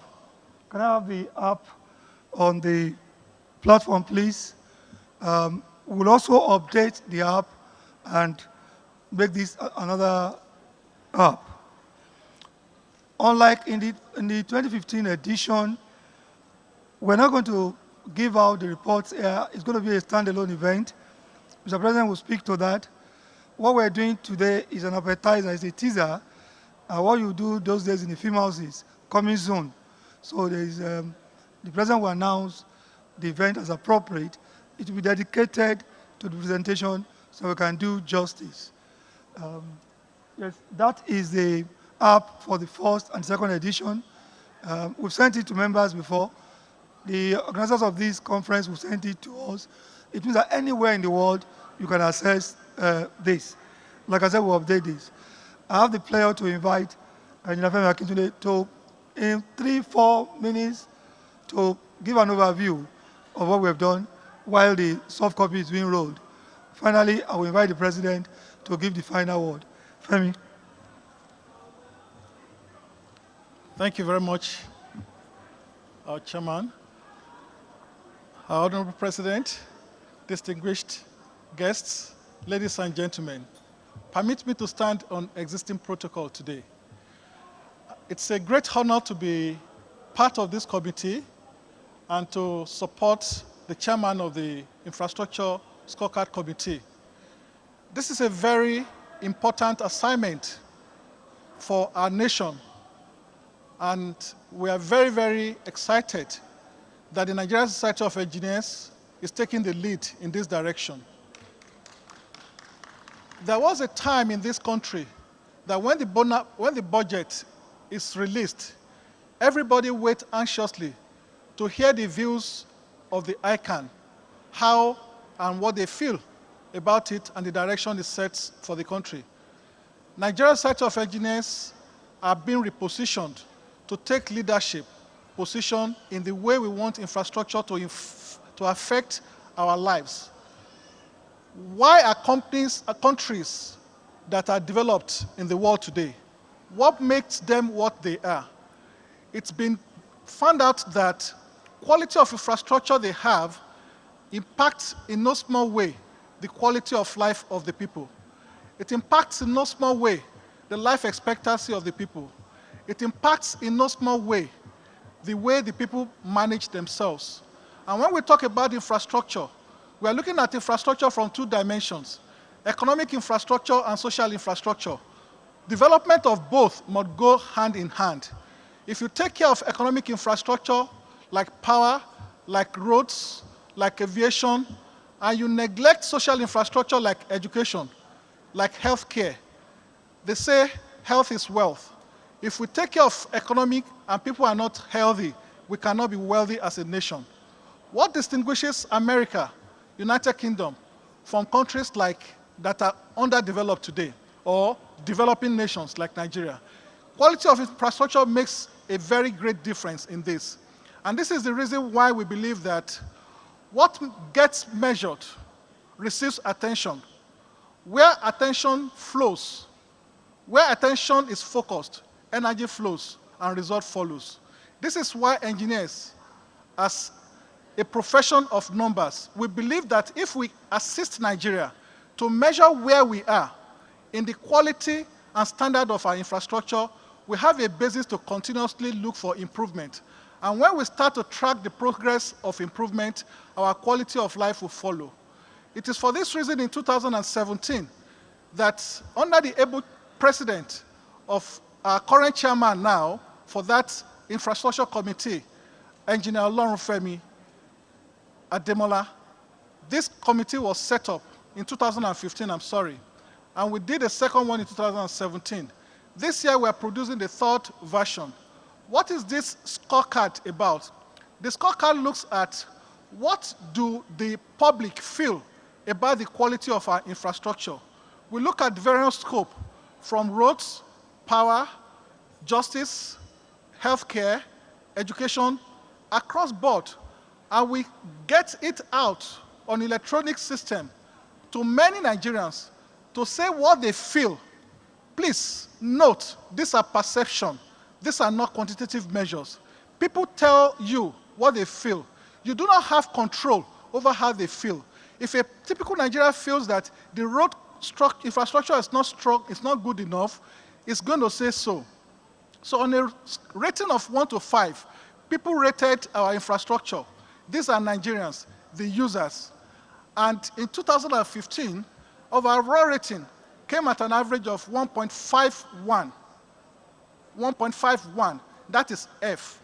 The methodology we are using is globally approved by all engineering bodies all over the world. So it is internationally recognized. We are not devising a different way of measuring this in Nigeria. We follow that same standard. And on that same standard, only 2 of our infrastructure scored E, and that is oil and gas and information technology. Every other infrastructure ended as F. We may say that, is this a fair assessment? Unfortunately, we do not have control over how Nigerians feel about the state of their infrastructure. But for that reason, this year, we decided to go a step further by including another point where we call quantitative assessment. The quantitative assessment gives the providers of the infrastructure the opportunity for the first time to give quantitative measures, quantitative assessment of what they are doing, to take the infrastructure from where it is today to where it should be tomorrow. And we allowed and we invited the various ministries and parastatals to give us data. What is the kilometer of road you are going to maintain this year? How many megawatts of power are you going to add to the public generation and public distribution? How are you going to improve our aviation sector that will take us closer to what we have in Dubai, what we have in Heathrow? And on that basis, we brought in this new perspective from the providers. Not only did we do that, we also provided another opportunity, which we call the executive insight, to now say that if the ministries and parastatals feel that this is where we stand, we want the minister to tell the world what is his vision, how is he positioning our infrastructure that is placed under his stewardship from where it is today to tomorrow, so that the quality of life of an average Nigerian will improve from where it is now and make it better for tomorrow. We did an assessment by comparing the standard in Nigeria to standard in 3 countries across Africa. And we also take 3 countries globally for benchmarking, on the basis of which we looked at where is Nigeria today? How many millions of people are going through our international airport? How does this compare to what happens in Dubai? How does it happen to what happens in America? And on that basis, we took each of the infrastructure line and compare to these countries. We used Kenya, Ghana, and South Africa, and Egypt for Africa comparison. And for the international comparison, we took the United Kingdom, we took China, we took America, and we took United Arab Emirates. Not necessarily that we're going to be at their level tomorrow, but if we say this is where we are relative to America today, we can set a target to say in 10 years' time we want to be where America is. with respect to road infrastructure. We want to be where United Arab Emirates is with respect to aviation. So on that basis, we now look at what are the quality, what are the best practices they are implementing in each of these areas. How can we begin to implement what they are doing so that it takes us further? It looks at capacity, it looks at funding, it looks at how they maintain their infrastructure. Because it's one thing for you to have the infrastructure, and if you don't maintain them, it ends up being a waste. It ends up not serving the purpose for which it was developed. So we believe that not only should we have the stock of infrastructure, we must have structures in place. We must put the ability to manage it in the right perspective, which is now being considered through a PPP structure of the public-private partnership to ensure that when we spend so much money to develop infrastructure of our airport, we're able to maintain it and it's able to serve our people the best way it can all over the world. This is what the infrastructure scorecard has done. We believe strongly that the Nigerian Society of Engineers have set a new standard. The last one we did, was well commended globally.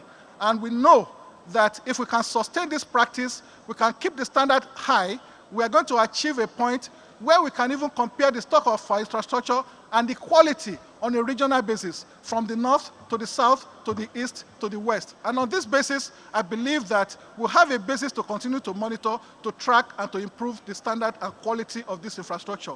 This is what we have done. Thank you very much for your attention, and we look forward to the formal presentation later. Thank you. Yeah, thank you very much, Femi. And I have the honor to invite Mr. President to please give further directives.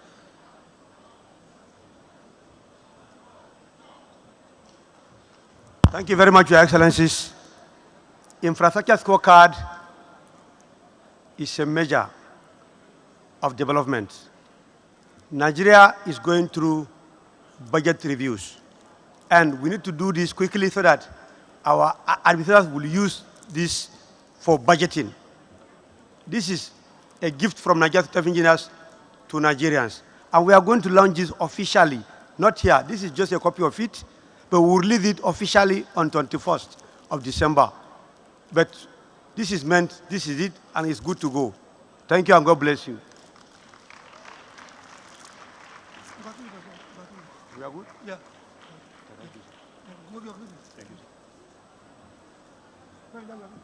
Thank you very much, Mr. President, and thank you, the infrastructure scorecard team, for that beautiful presentation. We are going to have another short presentation. It's going to be on Wales, planning for the inevitable. Wales, planning for the inevitable.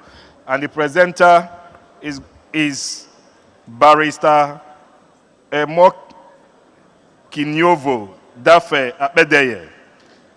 She is a qualified solicitor and managing partner of Compos Mentis Legal Practitioners. She'll be speaking to us for 5 minutes.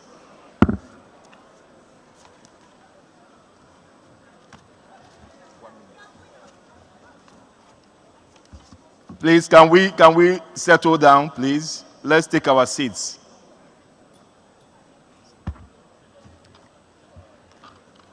Good morning, distinguished ladies and gentlemen. Permit me to stand on existing protocol.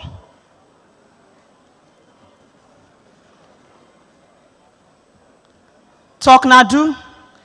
This is a popular saying in Warri, which means the person who does as he says. This aptly describes the man you see on the screen today, Dafe Akpede, SAED OFR, who was my father, mentor, and best friend. In 1999, at the young age of 38, he started preaching the gospel of planning for the inevitable. And being a true Toknadu, he wrote his own will and had it registered in probate that year. He died last year, and I can proudly say that his house was in order because he prepared his estate for the inevitable. At this point, I would like to thank Mr. President and the National Executive Committee of the Nigerian Society of Engineers and the Planning Committee for this 2021 conference for inviting me to speak on these evergreen issues of wills, planning for the inevitable at your conference. Now, many of us are very fearful when anyone brings up the issue of wills. If you happen to watch the popular YouTube series, it's called Therapy, which stars Files and Toke Makinwa, in that one of the episodes, Mrs. Sarumi suggested to her husband that he make a will, and he was very alarmed. He felt that the woman wanted him to die. And so this is how we behave in Nigeria. We say things like, God forbid, it's not my portion, I reject it. But the truth is that we don't know the future. It's coming, and we don't know the time of our demise. And so we must plan for the future. Benjamin Franklin said, by failing to prepare, you are preparing to fail. And I want to add, by deciding to prepare, you are preparing for success. So I congratulate NSC, especially your dynamic president and the president of the foremost engineering institution in Africa, Engineer Babagana Mohammed, FNSC, for the foresight in bringing this important topic to this gathering of distinguished personalities. Now that I hope I have convinced you on the importance of this topic, the first thing I will say is that the issue of wills, wealth, and estate transfer is very broad and hydra-headed. But for the reason for this conference, I will only highlight some key issues. Now, on the screen there, you have some of the advantages of making a will. It allows you to decide how your estate will be transferred. It allows you to appoint credible executors. It is actually cheaper to grant probate than letters of administration, and for so many other reasons, which is highlighted on the screen. Now, the first thing when we're talking about the Nigerian context is the cultural issues when we come to inheritance. If a person dies intestate, which means he dies without making a will, it means that the customary law of succession will be activated. For instance, under customary law, you can actually make a customary will, which means that you just declare it in the presence of witnesses what you want at your death. Now, it's not far-fetched what the problems with that system are. People may not have heard properly. The witnesses may start to collude. There might be issues of, did he actually devolve all his properties before death? And so that's the issue with customary wills. Now, if the person didn't say anything orally and there's no statutory will, then the true laws of succession will apply, and it will be determined by your own custom of your place. But we must always remember that even though we are subject to customary laws, some laws can be declared unconstitutional if they are repugnant to natural justice, equity, and good conscience. For instance, the Supreme Court has ruled that the Igbo culture, which does not allow women to inherit, is unconstitutional and repugnant to natural justice. Now, importantly, let's talk about inheritance under Islamic law.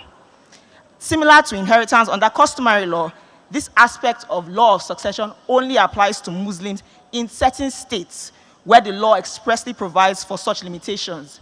So you would have to look at your own state law, your state wills law, to decide whether you are going to be subject to Islamic law as a Muslim. And the law specifically states it's only for a person who immediately before his death was subject to Islamic personal law. So some states are silent on it, but some examples of states which have these provisions are states like Oyo State, Jigawa, and Kaduna State. Now, the stipulation of Islamic law is very clear. Certain percentages must be given to certain people, and in general, a person cannot give more than 1/3 of his entire estate to persons that are not family members. So it's important to check that out. Now, on the issue of wills, again, we have listed some of the laws governing wills in Nigeria. We have the Wills Act, wills laws of different states, the High Court laws and rules, the common law, and the decisions of superior courts like the Court of Appeal and Supreme Court. Now, briefly, we'll take who can make a will. Very simple. Anybody of statutory age with sound mind at the time of making it. Now, statutory legal age, I'm sure everyone here is past that age. 21 if it's the Wills Act, and 18 in some states. Now, you can imagine if an 18-year-old can make a will, how much more many of our distinguished guests here who have children and grandchildren. It's so important to make a will. Again, even if someone is physically infirm, so far as the mind is working on compos mentis, which happens to be the name of my law firm, then you can make a will. And then the next slide should be on essentials of a valid will.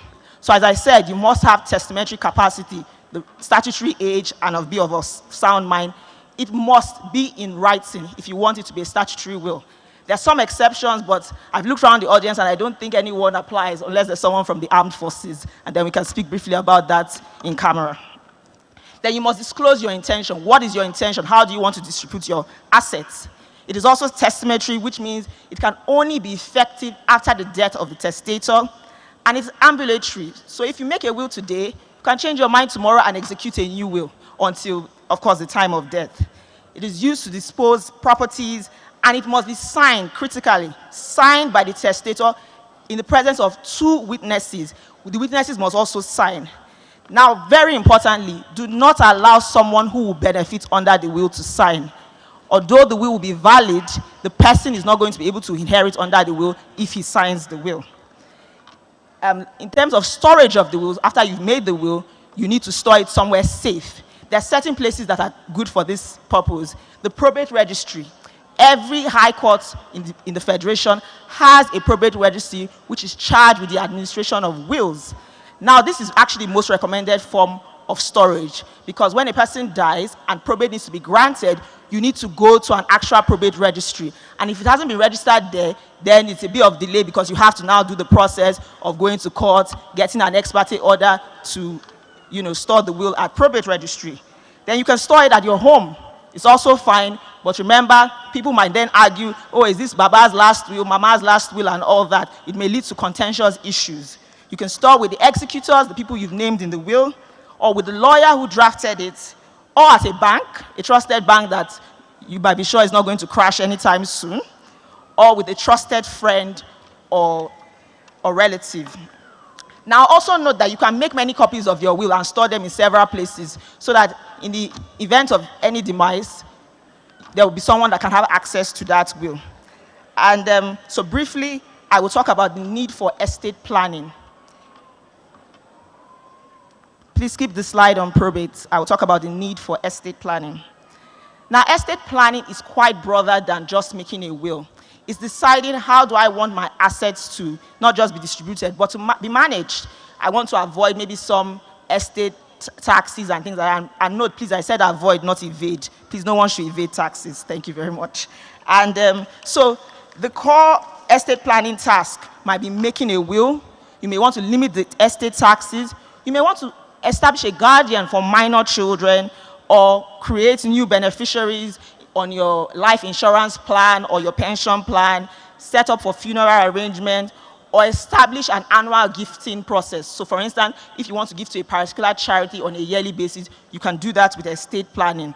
Now, it's also advisable that you always review your estate planning documents every 3 to 5 years, because of course changes happen. And then if you have a major life event, say a marriage, or wedding, promotion, retirement, it is good to update your estate planning document. Again, change of residency, state of residency. If you are living in Delta, for instance, and then you come and live in you start living in FCT, you may need to change some of your documents. And of course, if there's a massive upward change in your wealth status, you will need to also update your estate documents. Now, dear distinguished ladies and gentlemen, let me conclude by saying, shine your eye well, well. This is another popular worry saying, which means be wise. Ignorance is no excuse after you have been well informed today. It is never too early or too late. Plan to prepare your will today. And with this, I say thank you so much. Please also note that if anyone wants more information after this time, my firm's details are on the screen. Compos Mentis Legal Practitioners. You can reach us on our website or any of our social media handles. Thank you so much. Please, a round of applause for her. Thank you, thank you, thank you very much. Please, can we try as much as possible to limit movement, sit calm, while we continue to enjoy other presentations. Now, to address us with her presentation, I'd like to invite Rosemary Ojo Chenemi Oshikoya of Ladi Memorial Foundation. Honorable Rosemary is an education consultant, immediate past commissioner for Education, Science and Technology, Kogi State, and commissioner for Environment and Rural Resource and Natural Resources. Please, a round of applause for her.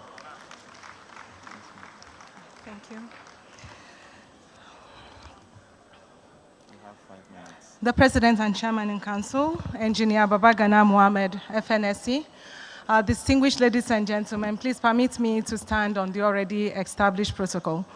I would like to congratulate you for a very successful stakeholder engagement, and to also thank you for the lecture yesterday which was presented. I would like to congratulate all engineers because over the years and over the time, you have done so much at several levels to change the narrative, provide solutions. But this morning, I am delighted for this opportunity to draw our attention to some missing link we all need to pay attention to. The education policy of Nigeria says education is provided at various levels. Yesterday, we heard about the tertiary. And oftentimes, we are all familiar that from the ages of 4 to 15, children at basic level also have to acquire basic education.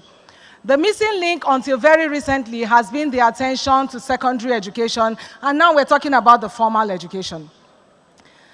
Presently, Nigeria has set up the National Secondary Education Commission, and that has provided a federal attention to senior secondary education. Education, like many of us know, is operated at the formal and the non-formal sector. And yesterday, and almost every time engineers talk, we draw our attention to the formal sector, and all our activities goes on in the formal sector. But in 2018, Nigeria was shocked because Nigeria in 2018 have the highest number of children who are out of school. Whether at 10 million, 14 million, or 12 million, the reality remains the same. A situation we have heard about over the years, and one many of us have not understood the exact ramification of that challenge. In addition, we're also told in 2018, Nigeria have the highest number of youth population. People who are less than 30 years form over 2/3 population of Nigeria's entire population. Today we live with the reality of security challenges, and then we will live with the reality of what happened. If I am to quote the Minister for State for Education just 2 weeks ago, he said, we live today with the reality of all that didn't happen right in the Nigeria education sector all over the years. I'm not here to add my voice to the bad omen. I'm here to say there is a policy framework which all of us as engineers and stakeholders in engineers, we have paid attention to some part of that, but we need to do a lot more. With this data I have just provided, how do you harness and you make productive a youthful population that are grossly not very literate, do not have the requisite skills, and at the same time we would say, but we've been doing a lot for skills because we've just talked about TVET, and then we've had different interventions. We gather in a lot of people. But I got excited because in 2018, like some of us may be aware, a policy was brought up that is called the National Skills Qualification Framework. Now, as far as education policies are concerned, Nigeria is robust for the abundant availability of them. Yesterday we heard that University of Maiduguri has to a certain extent deployed some of those policies, but even though we have done that, we always will focus on this small population of people we have in formal education. And it appears as if the problem is not abating. What does the National Skill Qualification Framework talks about? Because in last year also, in 2017, the National Commission for Mass Literacy, Adult and Non-Formal Education also put forward a review of the national policy for adult literacy. And what that says is education at non-formal level in Nigeria can be made at par, equivalent with formal education. But then we have the challenge of implementation. And this morning, by this opportunity I have, I would like to advocate, to sensitize, and to crave the indulgence of every individual to give support to the National Skill Qualification Framework. As an NGO, we innovated a strategy. By the way, Mr. President, thank you so much, because next week, the President's NSE will be, for the first time, a pilot we initiated and innovated, letting the town meet the hall. A public school here, thanks to the FCT, approved the pilots of the implementation of a TVET skill as a co-curricular activity. And Mr. President, thank you, because on Thursday next week, you will be graduating the first pilot we have in government secondary school, Piakasa. What have we done? We brought together the NABTEP syllabus, the NERDC curriculum for formal education, and we brought together again the policy for non-formal education. And then we fused that into a co-curricular TVET activity that students in school can acquire skills that are functional and at the same time mop up the free energy, the free time they have, which they have put to other use, increasing teenage pregnancy, youth violence, and a whole lot of all that. Engineers have a social corporate responsibility to better the environment around us, provide solution, most importantly, ensure sustainability by grooming, coaching, and mentoring the next generation.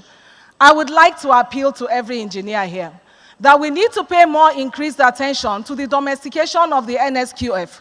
We need, in practical sense, to build Nigerian youth and young adults in formal and non-formal settings to acquire practical, functional, vocational skills. Why? Because the law says so. That before a child completes junior secondary school at 3, by the time a child is 15 years, he should have functional lively school skills for self-improvement, self-development, for entrepreneurship, and for advanced coaching.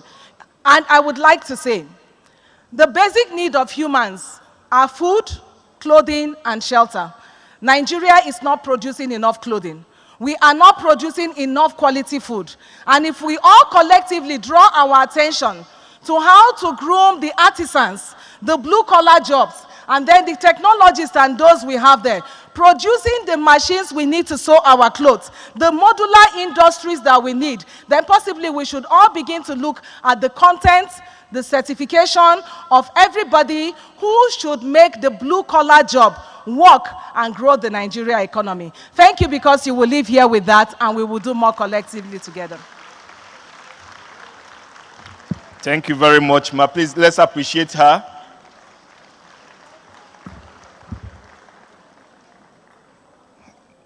Before we go to the next item we have in our program, while we have this announcement, please, all spouses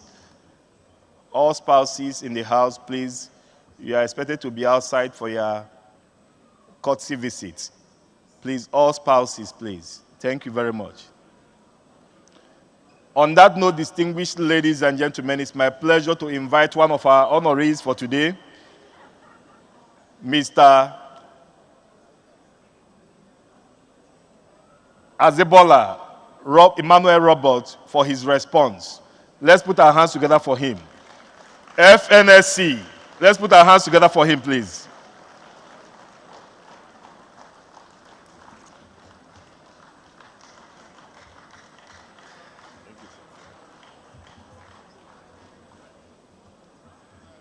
Good afternoon, everybody. My name is Azebola Emmanuel Robert. I don't know whether to say ex-barrister, graduated as a lawyer. Now, I'm a practical member of the Nigerian Engineering Society.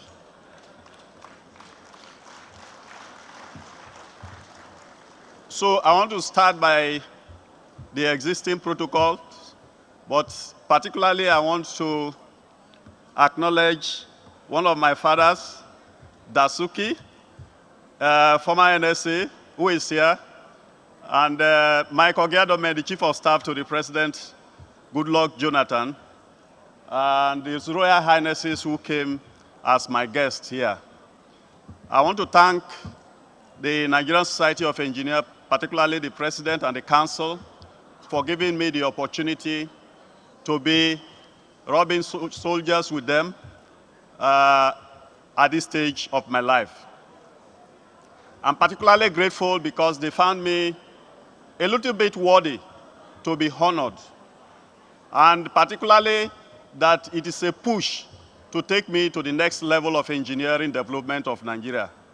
My commitment is to ensure that Nigeria, not myself, advance technologically and to meet the developed world. Because, as my profile said, I'm a social thinker. I think a lot and I do a lot of practical things because of my upbringing. I was not sounding immodest. I was a very good mathematician when I was in the secondary school. And of course, I did a lot of additional mathematics, statistics, chemistry, physics, and all that. And I had a lot of A1s and A2 in those subjects. But I became a lawyer. And after I became a lawyer, I knew that my spirit was also in engineering. And my focus now, I have done a lot of civil engineering, employ a lot of engineers in civil engineering. But lately, I have been thinking that the bedrock of engineering and the bedrock of development of nations is in the mechanical engineering section. And my goal is to ensure that the little resources that God has given to me, I invest it in mechanical engineering while doing the civil engineering as well. Now, the passion is that I feel sad as a person because I started life as a human rights person. And I feel sad that 60 years after independence or more, Nigeria is unable to produce a simple engine that we can call an engine produced in Nigeria. Whereas we are 260 million people in this country, and we are the biggest black nation in the world. And I think that if Nigerians were to put their acts together, the social injustice that is happening to the black people in the advanced societies like United Nations and all that will be greatly diminished because they will find a home to come and they will be able to walk with their feet high. Therefore, I am calling all Nigerians and Nigerian engineers particularly that we need to give more attention to our development in mechanical engineering. Particularly so that those of us who are wealthy, we buy a lot of luxurious things. Luxurious planes, luxurious cars, luxurious yachts, and all that. I think that it is time for us as a nation to begin to invest in machines that produce machines. Machines that produce luxurious goods. And these machines are all over the world for you to buy and bring. In my practice of the little engineering that I have practiced, I know that a car, whatever you call it, is made up of between 3, 5, 6 mm plate wrapped around us, which is something that we wrap around us and takes us from one position to the other. Nigerians, we have the capacity, we have the mental capacity to be able to produce a simple car by ourselves, from the body to the engine. What is an engine of a car? A simple mechanism that traps energy and makes itself as an explosion, a controlled explosion that you move from one place to the other. Let us work together as a nation because this nation is great. We must bring our acts together and begin to buy the machines that produce machines so that Nigeria will be a great nation. I appreciate all of you for making this time to come and celebrate me, and for my fellow honorary awardee, the Shehu of Borunu. I thank you so much, and I appreciate you, and I appreciate all of you. God bless you today.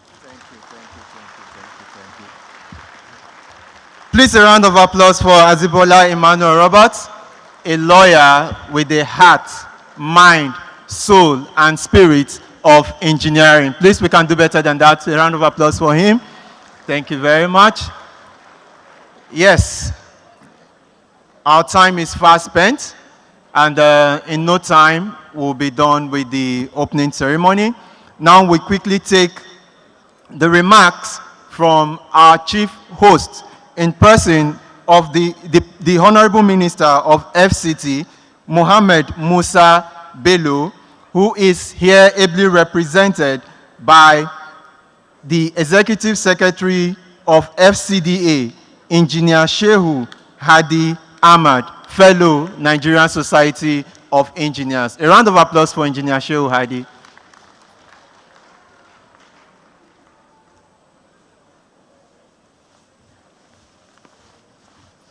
Thank you.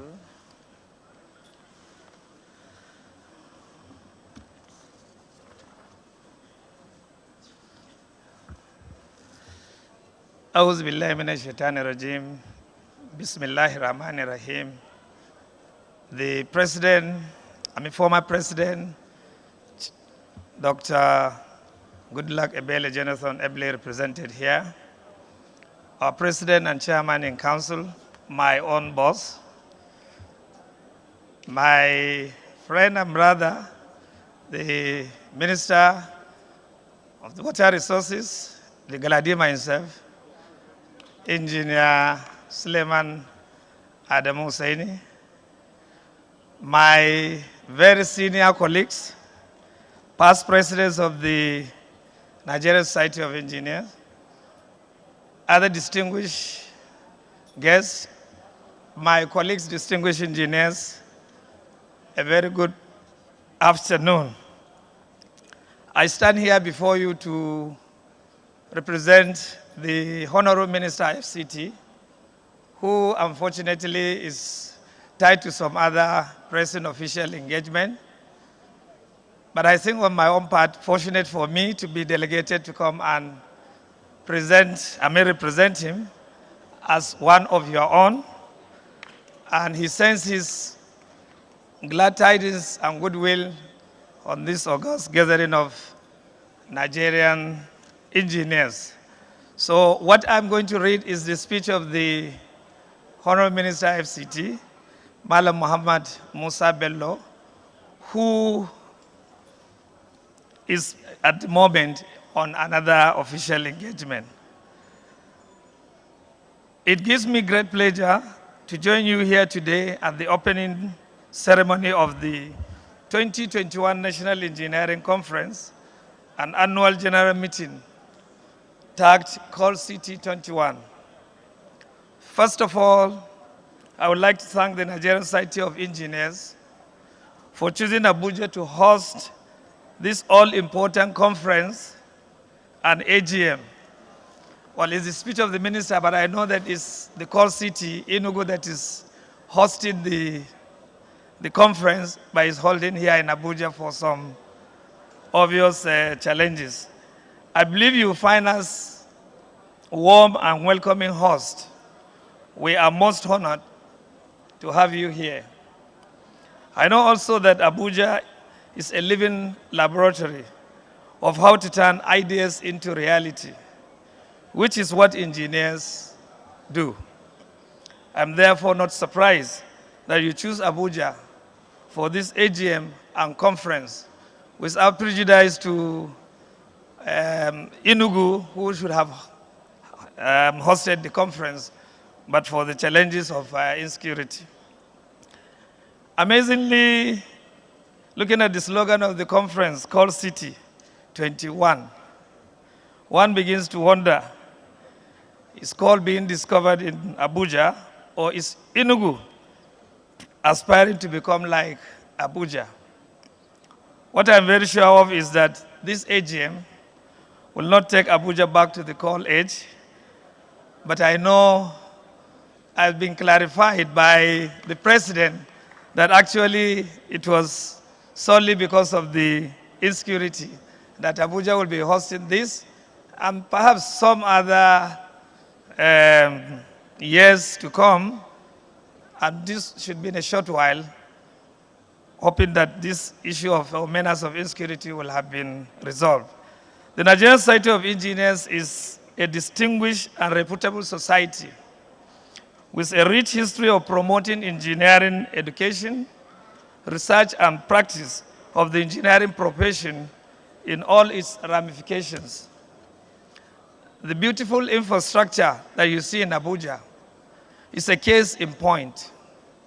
That is not only the achievements of the founding fathers and the leadership of the FCTA, but also a tribute to the efforts and dedication of our engineers who participated in all these projects at various times. We couldn't have achieved such milestone without the Nigerian engineers. The engineering profession performs an indispensable role in the society. Engineers turn abstract ideas into reality. Engineers are mindfully most concerned about solving societal problems, taking into cognizance in the process public safety, serviceability, cost effectiveness, and most importantly, sustainability. Looking at the theme of this year's conference, expansion of energy mix for national economic growth, the topic is apt and timely. I'm sure you will do justice to the topic in the course of the technical sessions. Energy is key to the socio-economic survival of any nation. Accordingly, increasing energy sources guarantees energy supply and security, which in turn enhances sustained economic growth. Here in the FCT, we welcome creativity and innovation that engineers are known for. We therefore assure the Nigerian Society of Engineers of our continued support at all times. Meanwhile, the FCT administration is determined to pursue vigorously the provision of basic engineering infrastructure to its teeming population for sustainable economic and social growth. Ladies and gentlemen, my colleague distinguished engineers, Abuja City is not only about roads and bridges.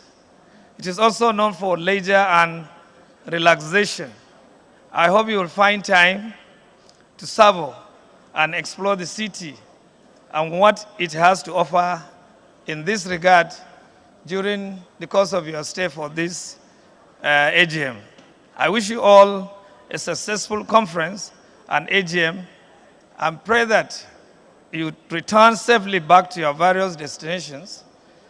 I am certain that the Nigerian Society of Engineers will continue to prosper, and Abuja, as well as other cities, will continue to benefit from the creativity of engineers and their innovations.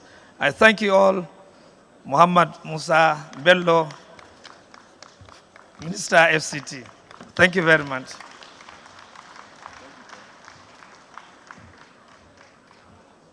Thank you very much. Please, quickly, I want to correct something. The FCT minister is the host. The chief host is the governor of Enugu State, Right Honorable Ifeanyi Chukwu Lawrence Ugwuanyi. He is the chief host, and we're expecting the representative of the chief host to come for the address by the chief host. Please, once we get the signal, we invite. But while we are waiting for that, let me quickly invite the MD of NETCO. The MD of NETCO, Engineer Johnson Awoyomi, fellow of the Nigerian Society of Engineers, for his remarks.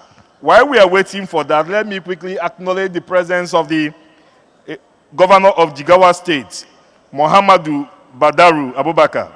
He is represented by the Honorable Commissioner for Works and Transportation, Engineer Aminu Usman, member of the Nigerian Society of Engineers. Let's put our hands together for him. The MD of NETCO.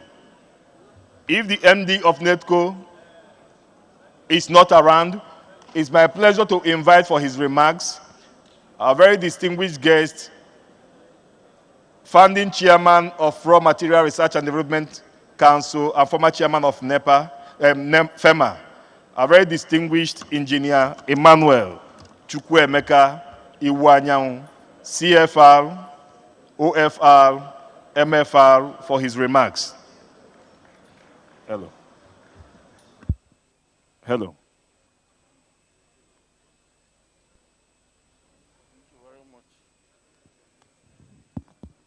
The President, Nigerian Society of Engineers, Your Royal Highness, the Emir who has been decorated with a fellowship, and other very distinguished colleagues, ladies and gentlemen.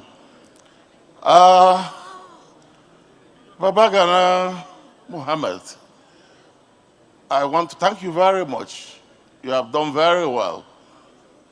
And for all those who work with you, I want also to thank them. As I stand here, I remember all the battles we fought. You know, today I'm on the threshold of 80 years. I'm no more able to do those things I did in those days. But we fought a great battle. Most of my colleagues are dead. But coming here, Baba Gana, I want to tell you, on behalf of my colleagues, even those who are alive and those who are dead, we are very grateful that we have children who are keeping the flag flying. We are very proud of you. I would also like to mention one or two things of concern briefly. There is this question of climatic change in the world. Environmental problem in the world is a very serious problem. I don't want us to joke with it.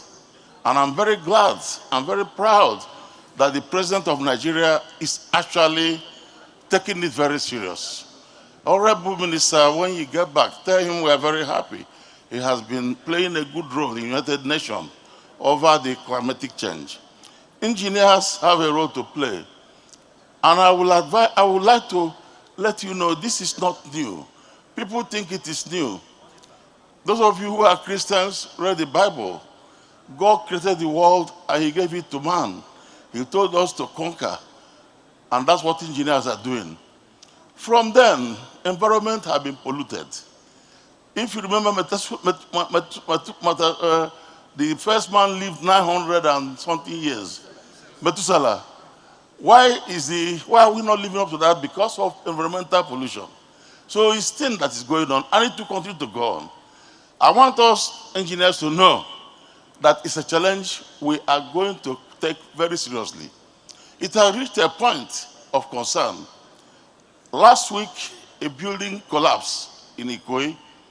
I would like, Mr. President, you have to work with other colleagues to look into this matter. When we design, most of these places, our buildings are on reclaimed soil. And you know, we engineers, when we design, we have the code for building houses on reclaimed soil. The past 1 year, the rainfall was very heavy. The runoff was great. And of course, all of us here studied the foundation. You know as well as I do that the runoff is high and there is a very heavy pressure mounted on buildings. And that pressure tends to degrade the integrity of those foundations. And I think we have to look at it again to know if we have to change the codes, add additional factor of safety in future designs. Because these reclaimed soils, some of them are done by people haphazardly. There is no proper check. So the engineer, you have a duty. It's even possible that if this situation continues, some existing tall buildings, big buildings will collapse. Because you know, of course, you know the pressure pushed by water. You know, it's represented at about 1/3 from the base. The pressure is continually pushing and making the building to move. And this is very dangerous. So that is the first assignment I want to give you. And of course, you know, its impact too on flexible pavement, and well, on pavements and also bridges. I think, you see, we have to look at it very, very seriously. It requires a committee because it is a danger for us. Even we talk of this COVID-19 and so on, it's all part of environmental problem. And if anybody thinks it will stop, it will not stop. So this is one of the messages I want to give you. The other final message is probably the young engineers. I think you have to look into their plight. You have to look into their plight. I think, frankly speaking, we are producing so many engineers who are going about doing nothing, and that degrades the integrity of engineering profession. So I suggest that every year, the federal government should be able, maybe put a budget, all the contracts they have. Some engineers should go there to understudy all the companies, and they should be paid by the federal government from that particular fixed sum. These engineers will go there, they will be able to understand what happened, and they will be able to establish their own businesses. I think this is very, very important. If you think that these foreigners will take care of us, no, because they want to get the jobs. They want the engineers to be employed. So that is the point. Now, final point is about political appointment. I think really the question of, I'm a politician, you know, I've been a politician, and you know, I ran for the presidency of this country 3 times. I did it because I believe that an engineer can run this country very well, and I know I could run it very well. Now, I think really, if the Attorney General, Commissioner for Justice is an engineer, is a lawyer, if the Minister for Justice, for Health is a doctor, I think the Minister for Engineering Services should be an engineer. Like, I am very happy with the gentleman here. He's an engineer and a minister. And when I say engineer, I don't mean those who just have gone to study engineering. Those who are honorary members, like some governors are honorary fellows of our society. If they are made ministers, that will be accepted. But we want it to be known that somebody who has either studied engineering or have made contribution to engineering is made the minister. Thank you very much. I wish you the best. Thank you very much. Please, can we appreciate the last speaker, Engineer Emmanuel Chukwuemeka Iwanyang, for that beautiful remarks. Quickly, it's my pleasure to invite the President of the Federation of African Engineering Organizations for her remarks. Let's put our hands together for Engineer Carlien Bonchedid as she comes to the podium.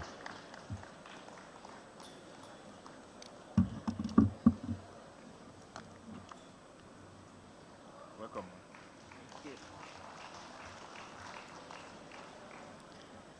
The President of the Nigerian Society, and looking at a very important topic on the expansion of the energy mix for national economic growth. This is another important topic in a long line of topics that you have considered at various conferences organized by the Nigerian Society of Engineers. And no doubt one that will also come out with some very important conclusions. At the Federation of African Engineering Organizations, we are committed to ensuring that engineering is recognized as the key driver that is required to develop the continent. We recognize that we need a competent, diverse, ethical workforce and companies that engage in sustainable engineering practice. We also recognize that we need to encourage innovation and research, and we need to be effective as an organization if we are to achieve our aims. So I'm very pleased to note that present in this hall today, we have captains of industry. At FIO, we have agreed to form some working groups that will look at various industry sectors like energy, water, information, technology, transportation, and so on, as we try to bring about the Africa we want. And I'm sure that we will be getting some of our membership for these committees from this hall today. I would especially like to mention the recently honored member of the Nigerian Society, fellow of the Nigerian Society of Engineers, who was just honored today, Azibola Roberts. I was very impressed with his profile there, and I'm inviting him to join FIO.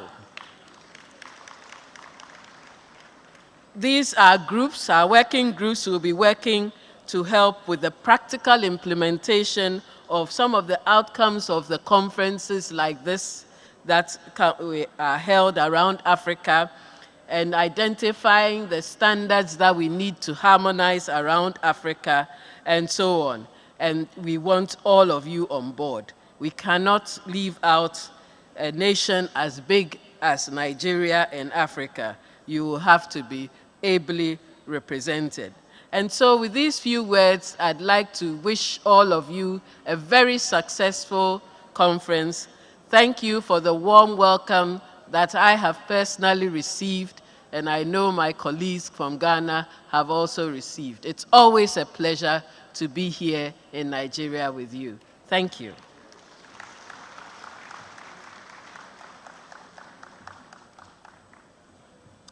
Thank you very much, Engineer Kallian Bochadit, for that beautiful remarks. Let's put our hands together for her once again. As I said earlier, she is the president of the Federation of African Engineering Organizations, and of course, past president of the Ghana Institution of Engineering. It's my pleasure to invite for his remarks the president of the West African Federation of Engineering Organizations and immediate past president of the Ghana Institution of Engineering, Engineer Leslie Alex Aye. Let's put our hands together for him.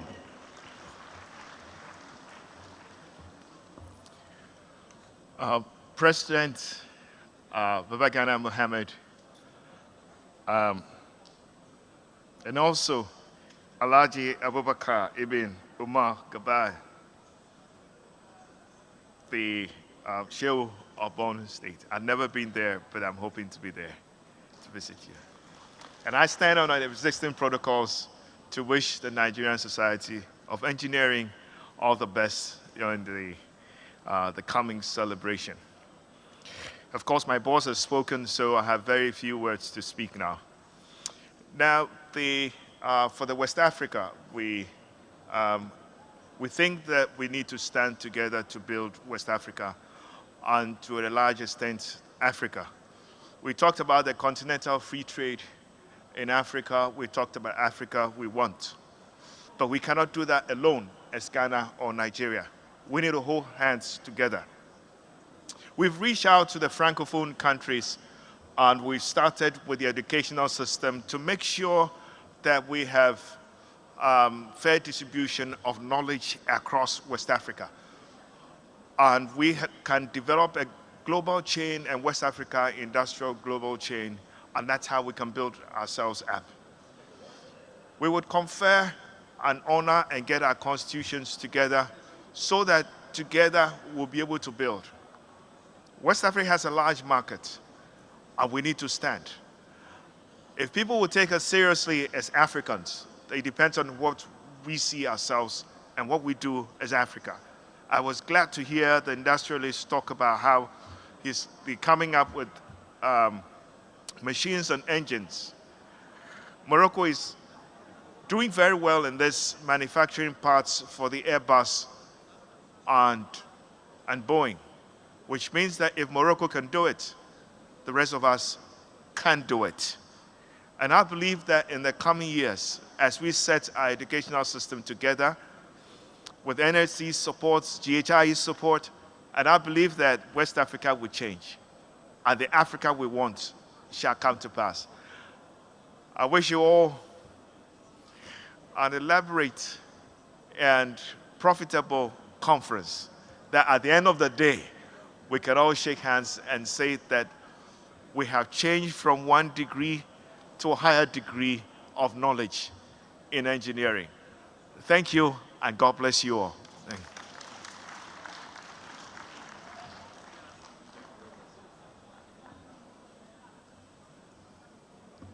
Thank you very much, Engineer Leslie Alex Aye, President of the West African Federation of Engineering Organizations. Quickly, may I invite for his remarks the President of the Ghana Institution of Engineering, Engineer. Sudden loss. Mr. President, I thank you for inviting me to this event, and although when I came in, many people were asking me whether I'm representing anybody. I say I'm representing myself because I qualify to be here. as a fellow of the Nigerian Society of Engineers and being a very active member for several years. So it's always a pleasure. And although this is an annual ritual of the Nigerian Society of Engineers, I was particularly impressed, I'm very, very impressed with this particular conference because of some of the papers that were presented and some of the activities that have been going on, the people that were honored, number one, and secondly, an aside like the lecture, the presentation on inheritance, but most importantly, I want to congratulate the Nigerian Society of Engineers on this infrastructure report. I knew when former President Olorunfemi was harassing me, when are we going to sit down with you? When are we going to sit down with you? And having seen the report today, at least the teaser that was presented, I think this is a marvelous exercise, and this is what is expected of us as engineers to be doing. I only wish that some of the components of this report would have been captured in the 2021 to 2025 National Master Plan that has been recently developed by the Buhari administration. And for the first time, one of the interesting things about this national plan is that there is going to be a legislation to ensure that even post this administration and maybe subsequent administrations, all national development plans will be subject to the law. There will be a law enacted by the National Assembly to ensure that every successive government is duty-bound to implement that program. So I really hope that that has been taken in.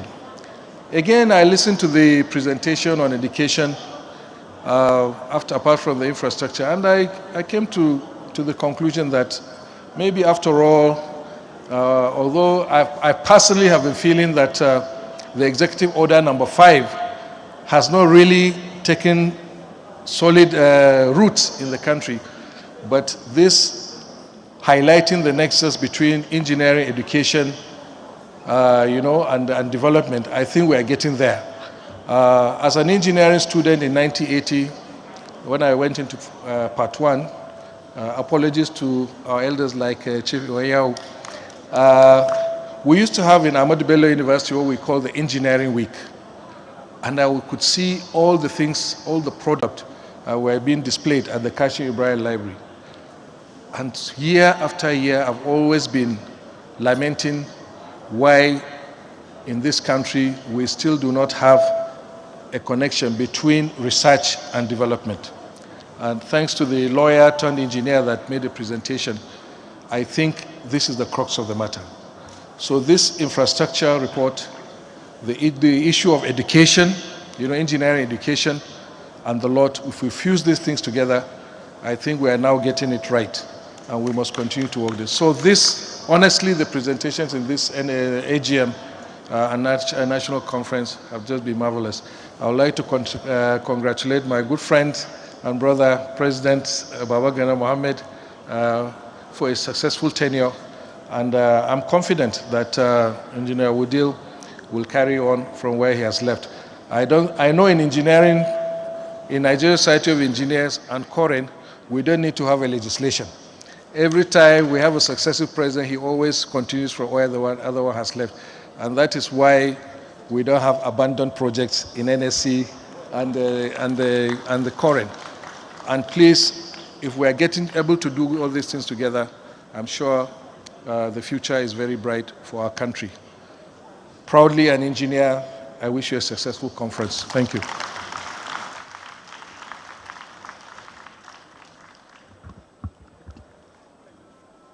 Thank you very much, the Honorable Minister of Water Resources, Engineer Suleiman Hussaini Adamu, for that goodwill message. Quickly, before we invite our special guest of honor for his goodwill message, let me quickly acknowledge the presence of Engineer Abba Kasani Sambo, former DG of Energy Commission.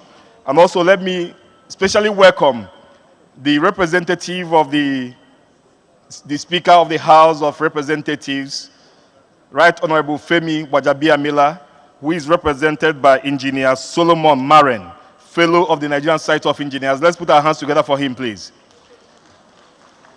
Also, we have in our midst, I can't cite him, former Honorable Minister of Aviation and former, he's not putting his traditional attire today, Ikobosi. My namesake, we share two names together. Mr. Osita Benjamin Chidoka, OFR. Please, can we put our hands together for him? The former Honorable Minister of Aviation. You are welcome, sir. Ikobosi. Distinguished ladies and gentlemen, we have come to one of the high points of today's event, and that is a speech by the special guest of honor of today's event, the President and Commander-in-Chief of the Armed Forces of the Federal Republic of Nigeria, 2010 to 2015, His Excellency, Dr.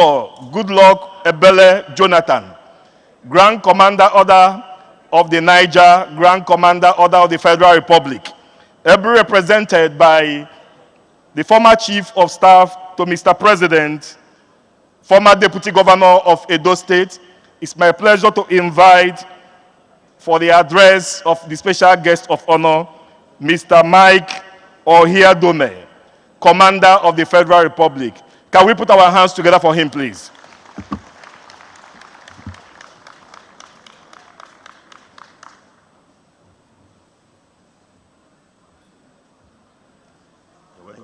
Thank you.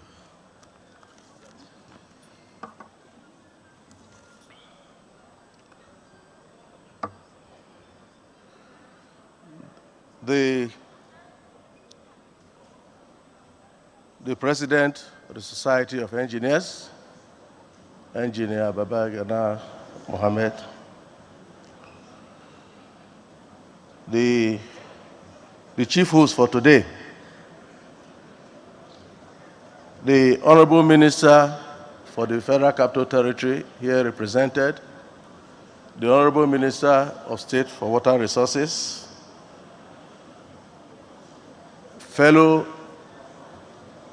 fellows of the Nigeria Society of Engineers, and in particular, our own very engineer, Eze, the powerful man. Very distinguished ladies and gentlemen. The President himself has already done my work because he did announce the actual circumstance for the absence of President Goodluck Jonathan from here today. He really was making all frantic efforts to be here, but caught up in Guinea over a very assignment for the ECOWAS group. He has asked me to congratulate and appreciate the society for the wonderful job the engineers have been doing in this country. He appreciates your integrity and the way you have been doing in all projects.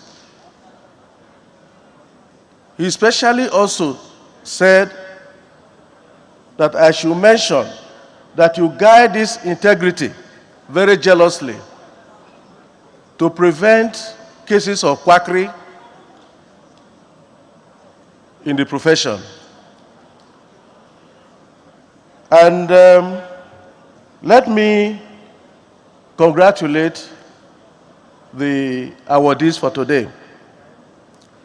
Their situation is particularly very special because they were never schooled in engineering, but they practice engineering excellently. It brings to bear the fact that beyond just going to school, people should be encouraged to develop on their passion and competencies. Our royal father and my dear friend and brother, have done so greatly in the profession. And the Society of Engineers has been very magnanimous as well as professional to recognize these special fellows who are contributing to the development of engineering practice in this country. I believe that this will encourage others who have interest in the profession to come out and play their own role in professional ways.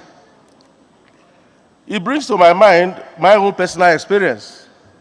About 25 years ago, I went through this. I read agronomy in school, in UI, but I was also conferred with a membership of the Geosciences Society of Nigeria because of my work in mining. So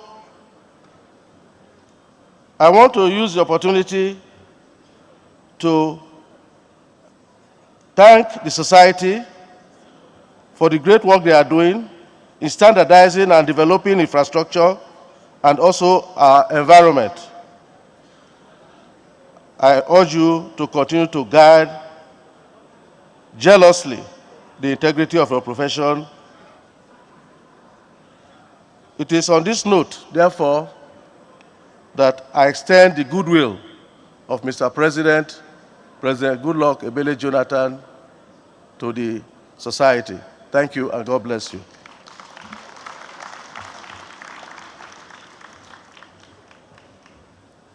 Thank you very much. Please, let's appreciate him.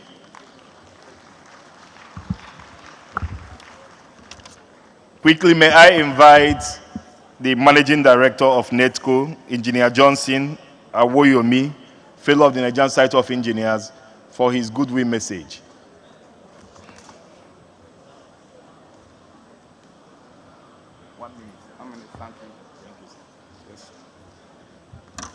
Good morning, ladies and gentlemen, and I say congratulations to the organizer of this program for making this day a great reality, and we thank God. I'm from NETCO. My name is Engineer Joseph Awoyomi, the MD of NETCO. I think I want to talk to us about just one thing: cost on our projects. As engineers, we need to be mindful of our cost, because cost is a big issue in today's dimensions.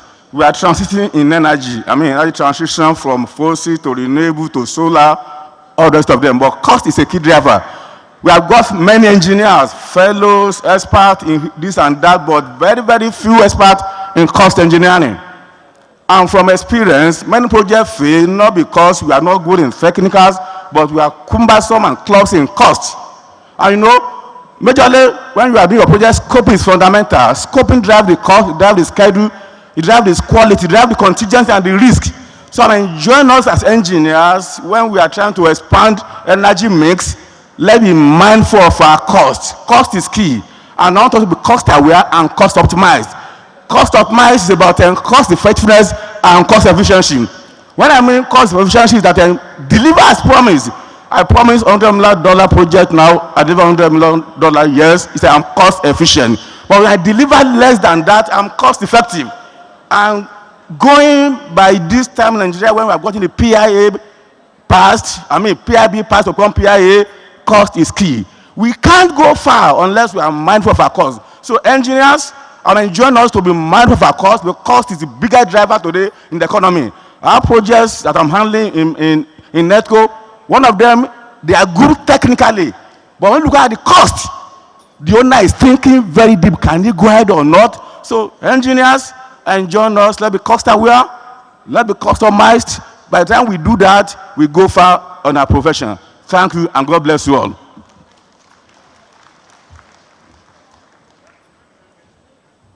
Thank you very much for that.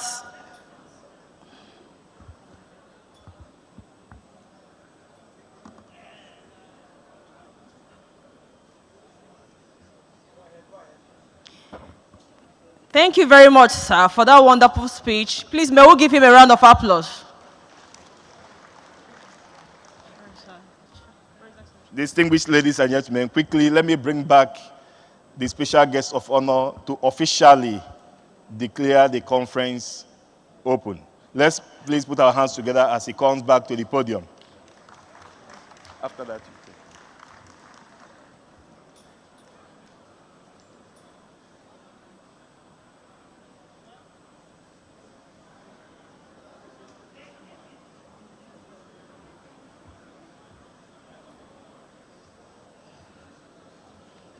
Our President, very distinguished ladies and gentlemen, I was not well briefed on my assignment here. Well, while wishing you a very successful conference, I hereby, on behalf of President Goodluck Ebele Jonathan, declare this conference open.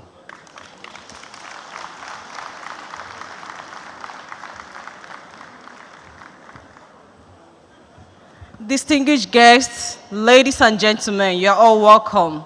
Please permit me to humbly recognize Professor Dr.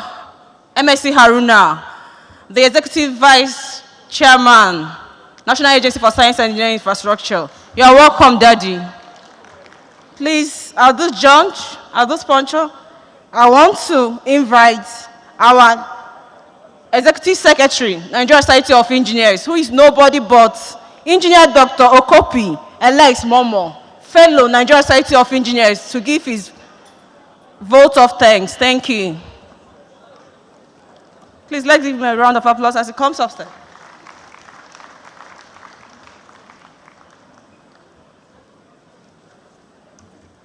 Thank you very much.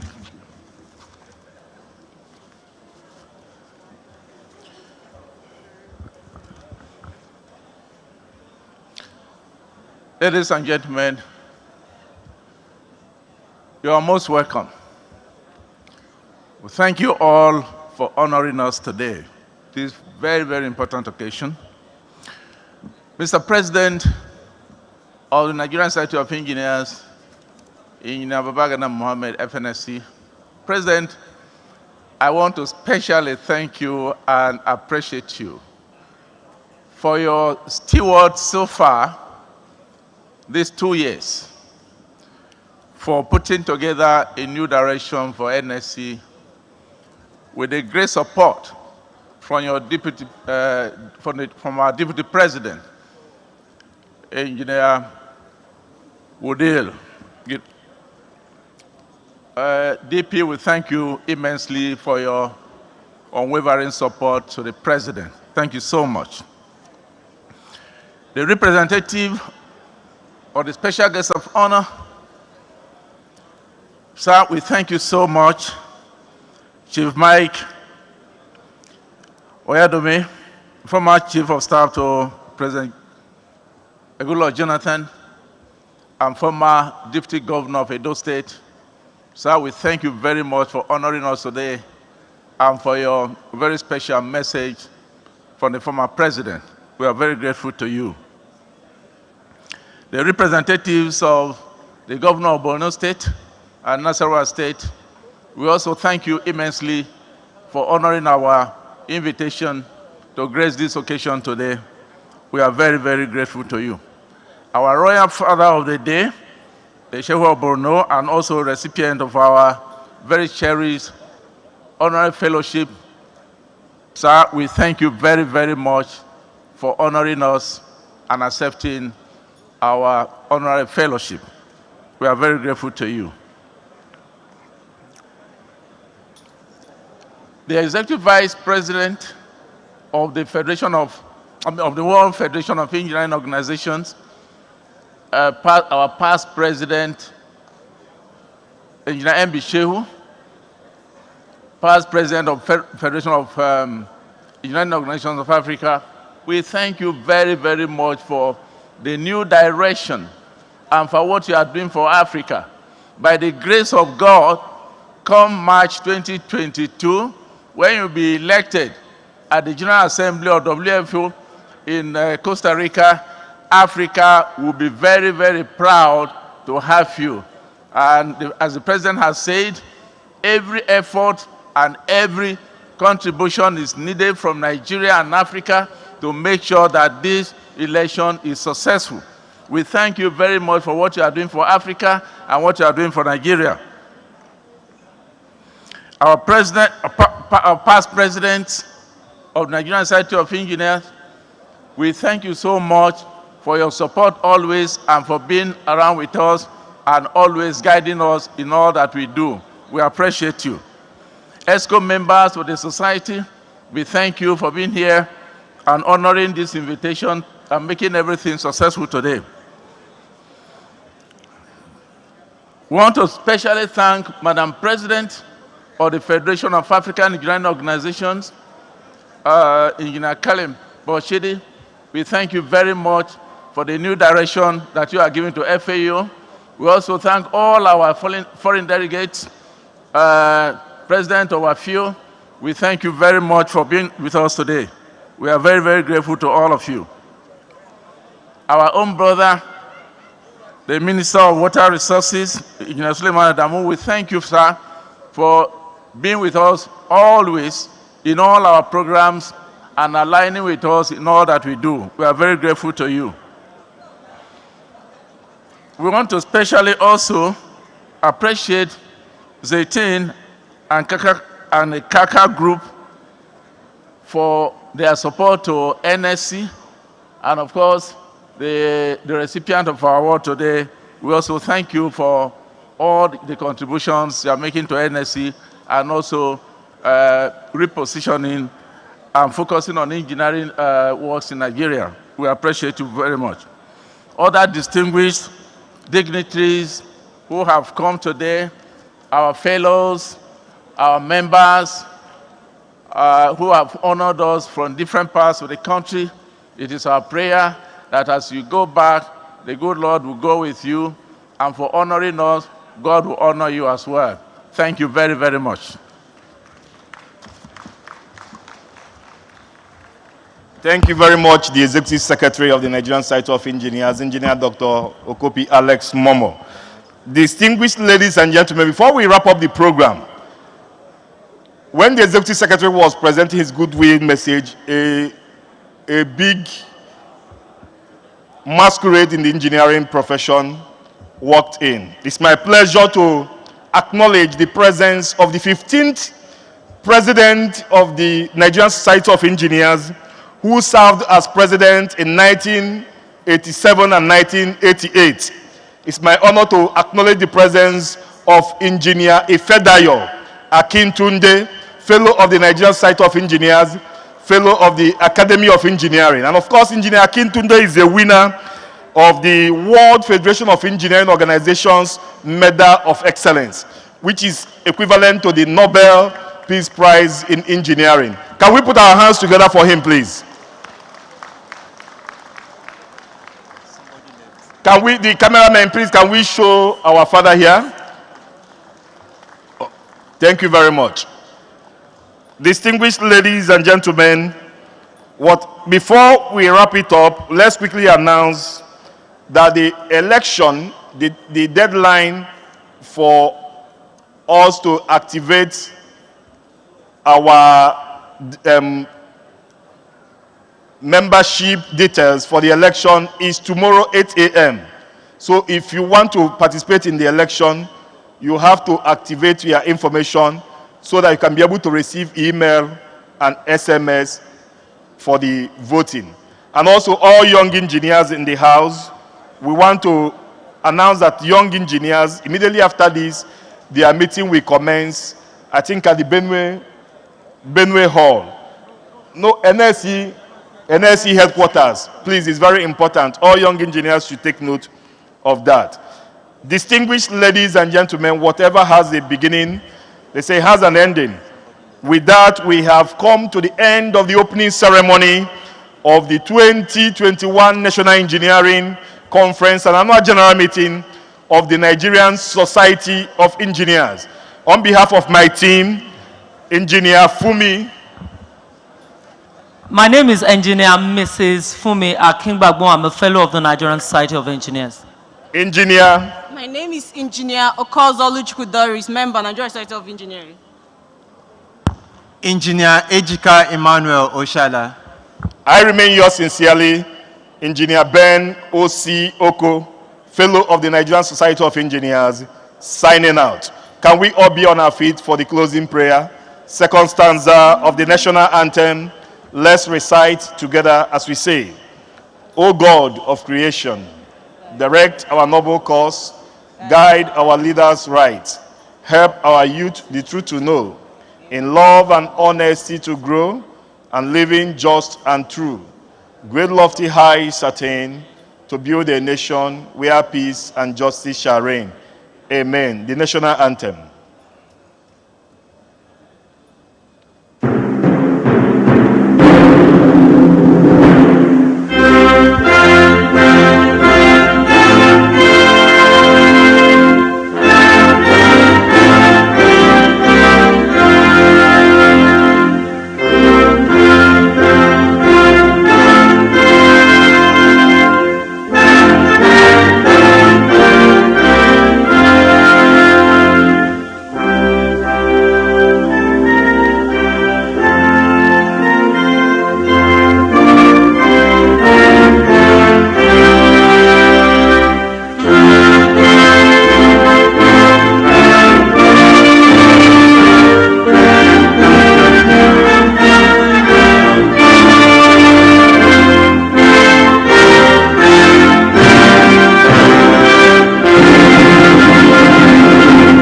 Thank you very much. We take the presidential recession. Immediately after that, we come back for the plenary section.